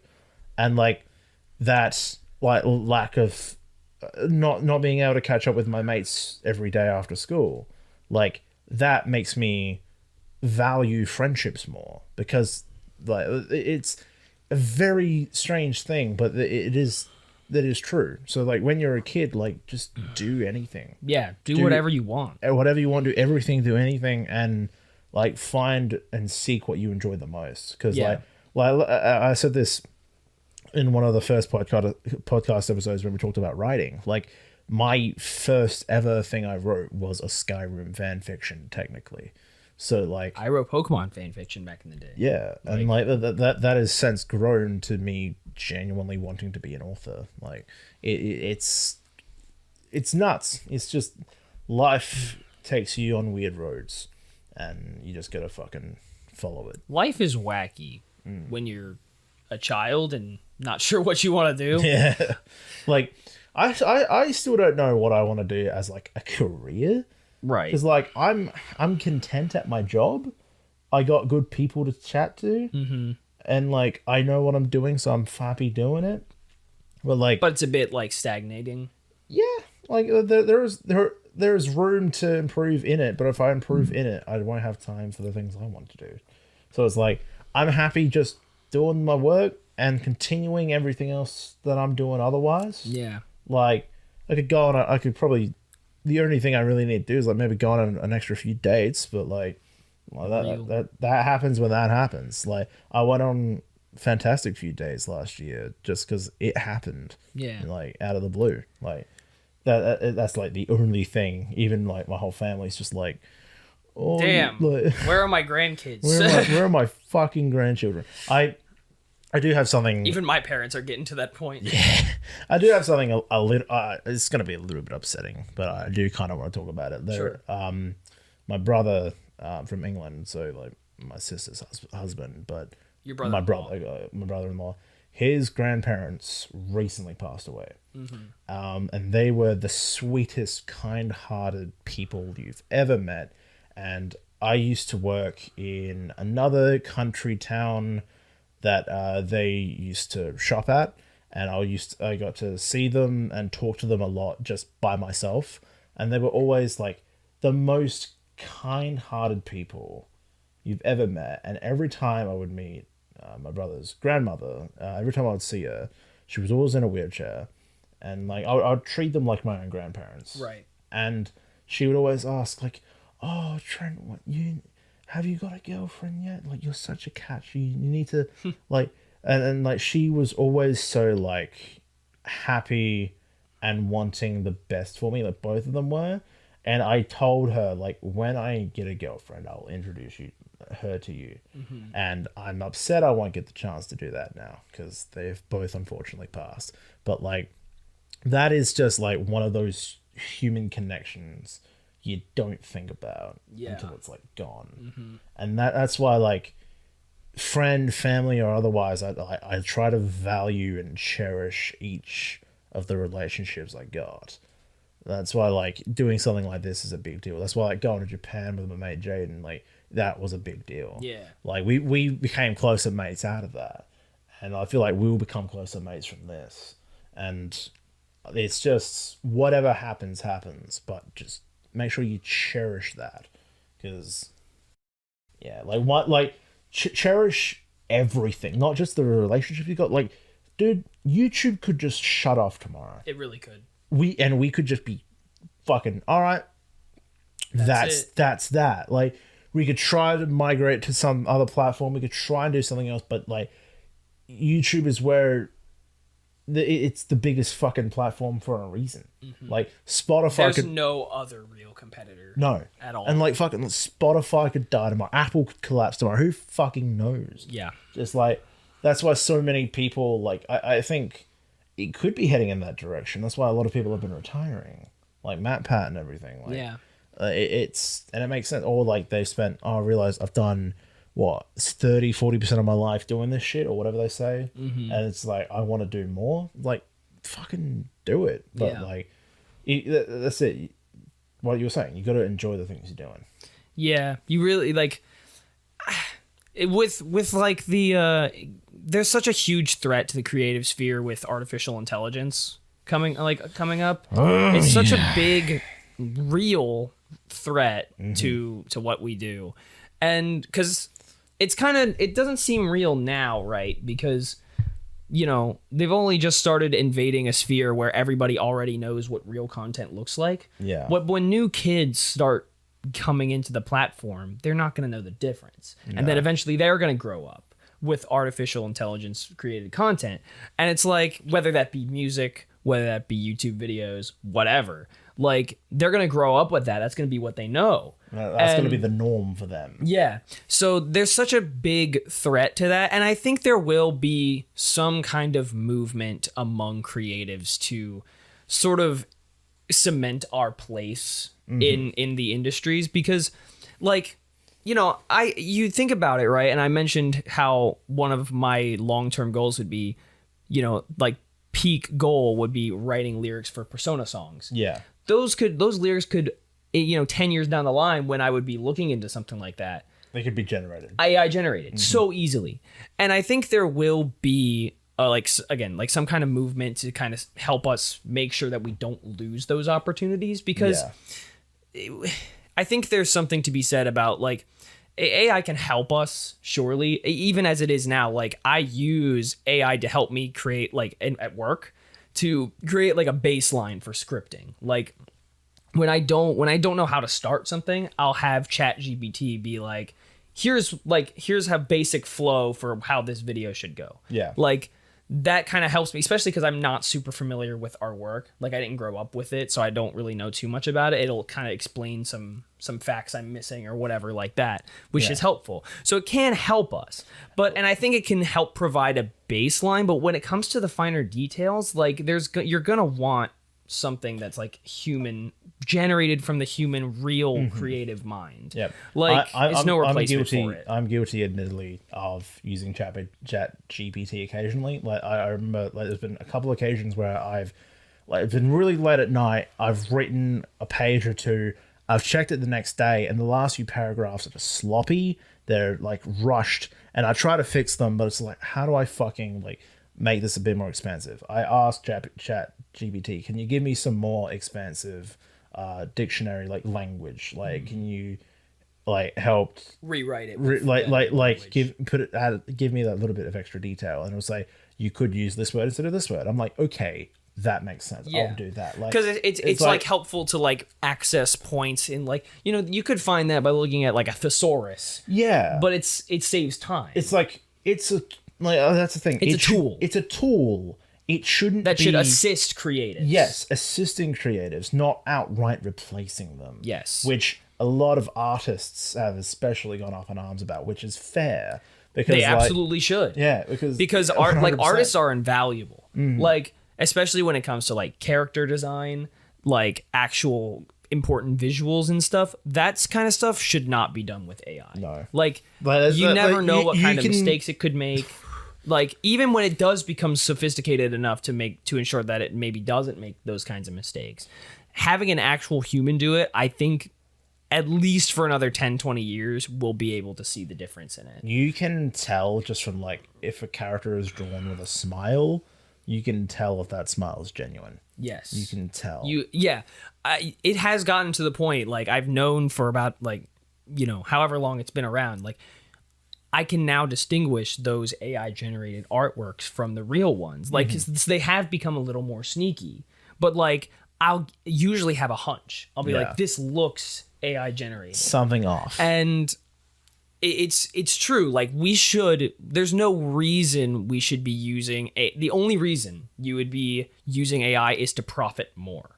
And we don't need that in the creative sphere. Like we just don't. Like there are a lot of like music companies and all that want to profit more because they're greedy fucks. Yeah. But like that's the thing. So many big companies nowadays are just going to be like, I want more. Yeah. And they're going to be assholes about it. That's why like how many companies are just laying motherfuckers off to replace their jobs with AI? Like that shit's fucked. Like it's so stupid. There was a thing I saw recently that was like Crunchyroll might use AI generated subtitles, and I was like, no. you should never in a million years lay off your subtitle people. No.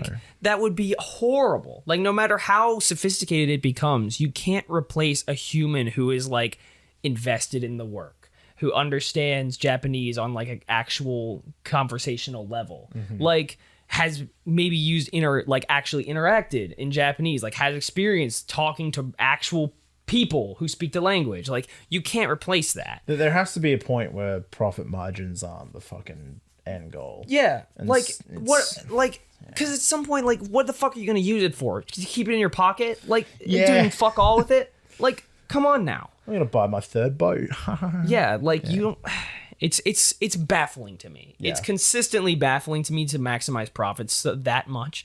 But the point is, like, even amongst the infiltration of AI into our sphere, like, I still love what I do. Yes. Right? Like that's the be all and end all. Like if it's the same thing with this whole fucking channel.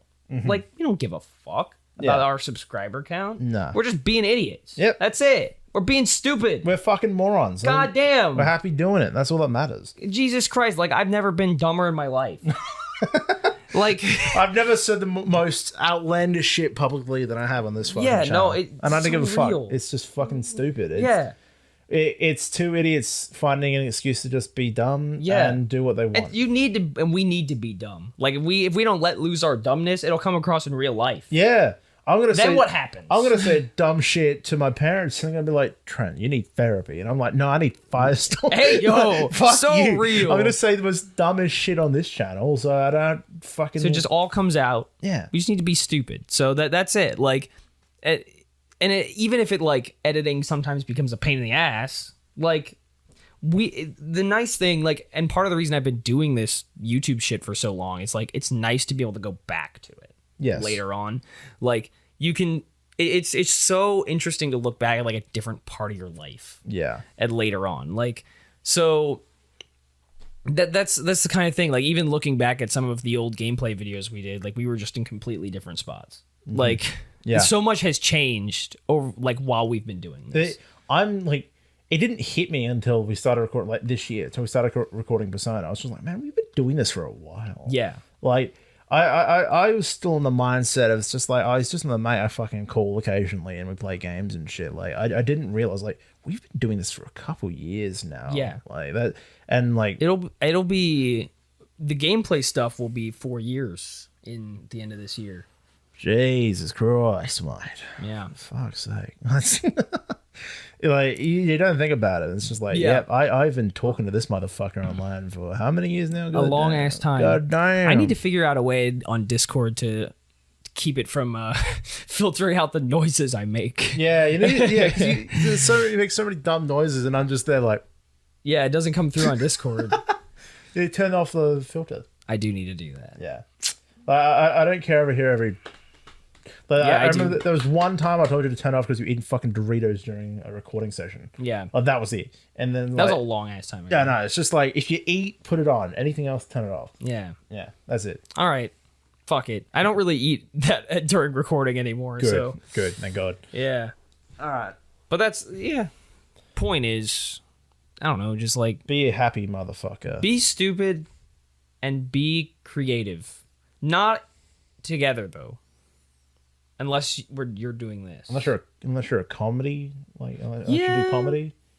Yeah, I was gonna say like unless we're doing this, like the channel. Yeah. Then Well, we can- unless you're doing like a comedy based thing, I guess mix them together, but it's up to you. You can honestly. do them together, but also separate. Yeah. Exactly. Did that make sense? I think so. Shit. All right, whatever. Is there anything Fuck it. else that we need to say in this? There is a possibility it could be the only on-camera episode where we're together. I don't know, unless we do make another meetup happen in the future. But is there anything else you need to say? I want to say. No. Well, shit. I was trying to think of something funny, and then I just can't. I drew a blank. Like I just like what if I said like I like turtles. You know what I mean? Like some stupid like that. Okay. But then it was just like I can't say I like turtles. Someone already said that. Someone said that ages ago. Damn, that kid's way funnier than me. That kid probably has a career. The kid's probably doing well. I think he is. I think I saw something that was like, here's the I like turtles kid saying I like turtles again 10 years later or whatever. He came back. He repeated himself. Yeah. Well done. Um, Be stupid and creative. That's actually a good ending message. it is Be stupid and creative. and or creative. Be stupid and or creative. Yeah. Well, like, whatever. This shit sucks. Man, why are you watching this far? Are you okay? Like, we're like what? We gotta be like 3 something hours in. It's like, yeah, this is about 3 hours. Are you like? Do you not have anything better to do? Well, if you have been, thank you, I guess. Yeah, Jesus. Well, I'll do the long outro then. I'll do the OG outro. I think I remember it. Do you? Send us an email. Yeah, I know. No one has ever sent us an email. Okay. Be the first to send us an email. Thank you everybody so much for watching. If you liked it, please like and subscribe to the channel. We definitely appreciate any support you give us. It doesn't matter. We're more than happy doing dumb shit to the void. But if you want to show us support, we would appreciate that. Here's Silver Storm. He has like 4 channels. You can just do the music one though. Just to Silver Storm. I'm Trent JM. I got my own channel. We run FireStorm together. We had a Facebook and a SoundCloud. We don't have those anymore. We have. What did we even do on SoundCloud? We uploaded 2 episodes, and then there was like a limit unless you had to pay. Yeah. Then there was like, oh, you Right, hit there the was a time limit. limit. You had to pay to upload Shit. more, and we're We're like, man, this no. sucks. Yeah. But follow us on Twitter at FireStorm Pod. Subscribe on YouTube at FireStorm Pod as well. If you have any video or album or anime recommendations, leave it in the comments or send us an email Yes, sir. at firestormproductions2@gmail.com. No one's ever going to do that. That's fine, though. And No one's ever gonna. You hear that? That's your chance. no one will ever. No one will ever send us an email. That's your challenge. No one. And thank you guys so much for listening and watching. And we'll. And if you do send us an email, I'll personally reply, fuck off. And then if it's genuine, I'll respond with thank you, I guess. But we'll see. Catch you guys later. We did it. Where's my fucking, like, dude, where? Where's your Let what? me check the email. Let me check our email. Why? In case we got something. What have we got? Hold on. Check the evidence. Check the locker. What have we got? Trent, finish setting up your Android. What the fuck? That's old. Why am I 8/4/23. Why am I setting up my Android in August? That's when I first got it. A better Android experience, dude. What are you waiting for? I'm not no. I don't want to do that. Go away. Oh yeah, YouTube community guidelines. Oh Shit. We said bad things. We were reading Pink Guy lyrics in the Murder of Sonic the Hedgehog video, and Ace Detective Dungleby. we got fucked up for it. What a name, Dungleby. I miss him. He was there for 3 hours. And now you're here for more than 3 hours. So go away. Wow, what the hell are you still doing here? What the fuck, man? We're trying to like do community talk shit here with the YouTube channel.